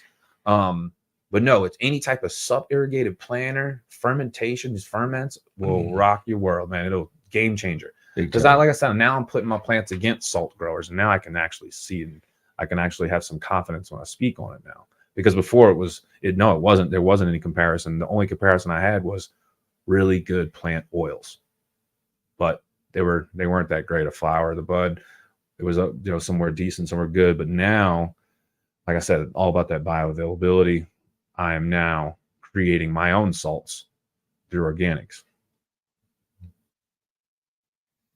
Bam. I love it, dude. I love it. Where I know you mentioned one of them, we just pull up your Instagram, but where can we find you and everything you're doing? Please plug everything. I know we talked like you soil and all that. Yeah, so buildasoil.com, the YouTube channel, keep following that because that's what got me here, guys. So that's what got, a lot of us all talking is Build a Soil's community, not just Build a Soil, but that community. So support that community however you can. Reach out to us, and any questions y'all guys got, man, more than happy to answer any of those questions. Like I said, it's a great community. If I can't, the guys over there can't, we find people that can help you, which is amazing. Like Pedro, they hooked me up with Pedro, and Pedro has been nothing but an amazing, brother to me out here. I appreciate you having me on here and introducing me to your brothers. For sure. So it's just like that network, that community. It's amazing. Just support that. Thrive Yah-Whey, Instagram, Eric, Eric Garrod, Garrod. I don't really have too much anymore, man. I stay pretty low key. Like I said, I moved from New Orleans out to the middle of the side of the mountain. Right. Just to kind of focus on myself and focus on this. I was working on this back in New Orleans in a pond in my backyard. I started messing with ferments and bacteria and microbes. So as far as communication, just the Thrive Yah-Whey on the Instagram, and I could answer any questions over there. But yeah, just like I said, Build a Soil. Please support us over there. Build a Soil, man. I've got one more question for you. What would your ideal product look like if you could just create it with a snap of a finger? And I assume it's going to be on the organic side. In terms of for growing, what would just the perfect product look like? Man, it's very similar to this. I love liquids. I love being able to just shake something, throw it in there, start, boom. Because we have such a busy life, right? That's where salts really dominate. You figure out this one little program, you pre-plan your weeks, and you're a couple minutes here, boom, it's done, boom.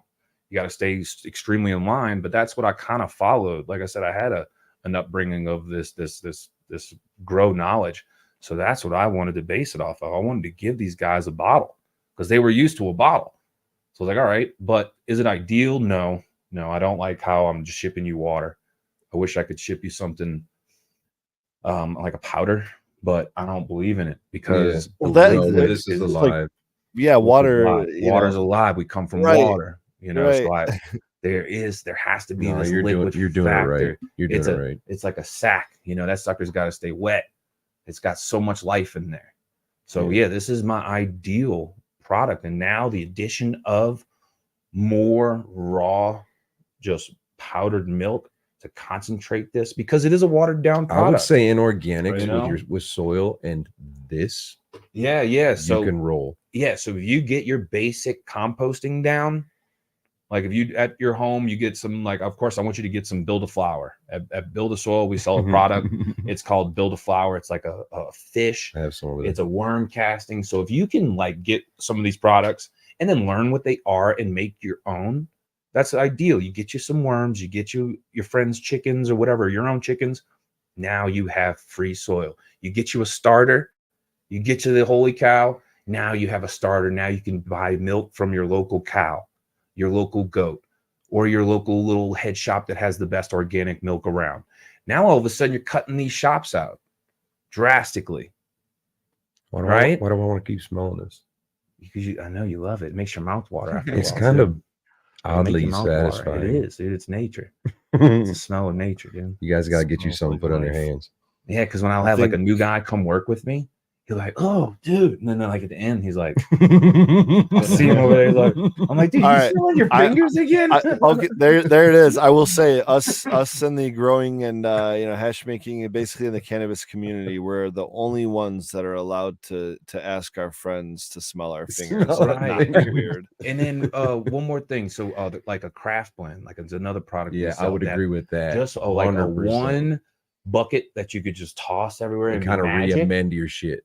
You know, it's already been thought of. Yeah. Like the craft blend that Jeremy came up with over at Build a Soul, it's fucking awesome. Your soil needs a little bit. It's for the Beautiful. lazy man grower, and sometimes we just Absolutely. don't have the goddamn time. We got kids, you know. Sometimes we can't be in there for too long. We literally can't be. So if you can literally take a little bottle, shake it up, throw it in your 5-gallon bucket, hurry up, start, throw your little craft, boom, you fed for a week or 2, 3 weeks, depending on how big your containers are. Boom. Now you can water only. Because now you have living bacteria in your soil that you just threw in the night before, living for you. You can keep them going by keep dosing them, or you can let them go free. Let them just naturally try to grow. That's what's awesome about it. They're living creatures. They're going to go in and they're going to go multiply. If the conditions are right, Work for you. they'll work. Yeah, for let you. them work for you. Work smarter, not harder. Ladies Right, and that's what I'm saying. gentlemen, What are you going to do when the stores close? Ask yourself that. I'm gonna go steal a cow. That's what I'm gonna do. I think that's what I've learned. Dude, I tonight. got a couple. I'm trying to get more shares right now, and they're every winter they cut back so the cows don't produce as much. Everything gets shut down. Good thing because my numbers go low, so it all stays within balance. But like summertime, milk production raises up, sales pick up. So like I'm trying to find this way I can just keep milk sales really up. But Well, you've been a great advertisement for everyone's local farmers market. Eric, we Yeah, appreciate your time. absolutely. Yah-Whey, Thrive Cheers. Probiotics. Appreciate Thank you, brother. guys. everybody. Thank you guys. No, appreciate you guys. Appreciate what y'all doing, man. Y'all bringing the community together. And that's what we're all trying to. Yes, we're on that mission, man. I'm glad to be around some like-minded individuals. For sure, Rose. Thanks for being on. Cheers, guys. See you next Friday.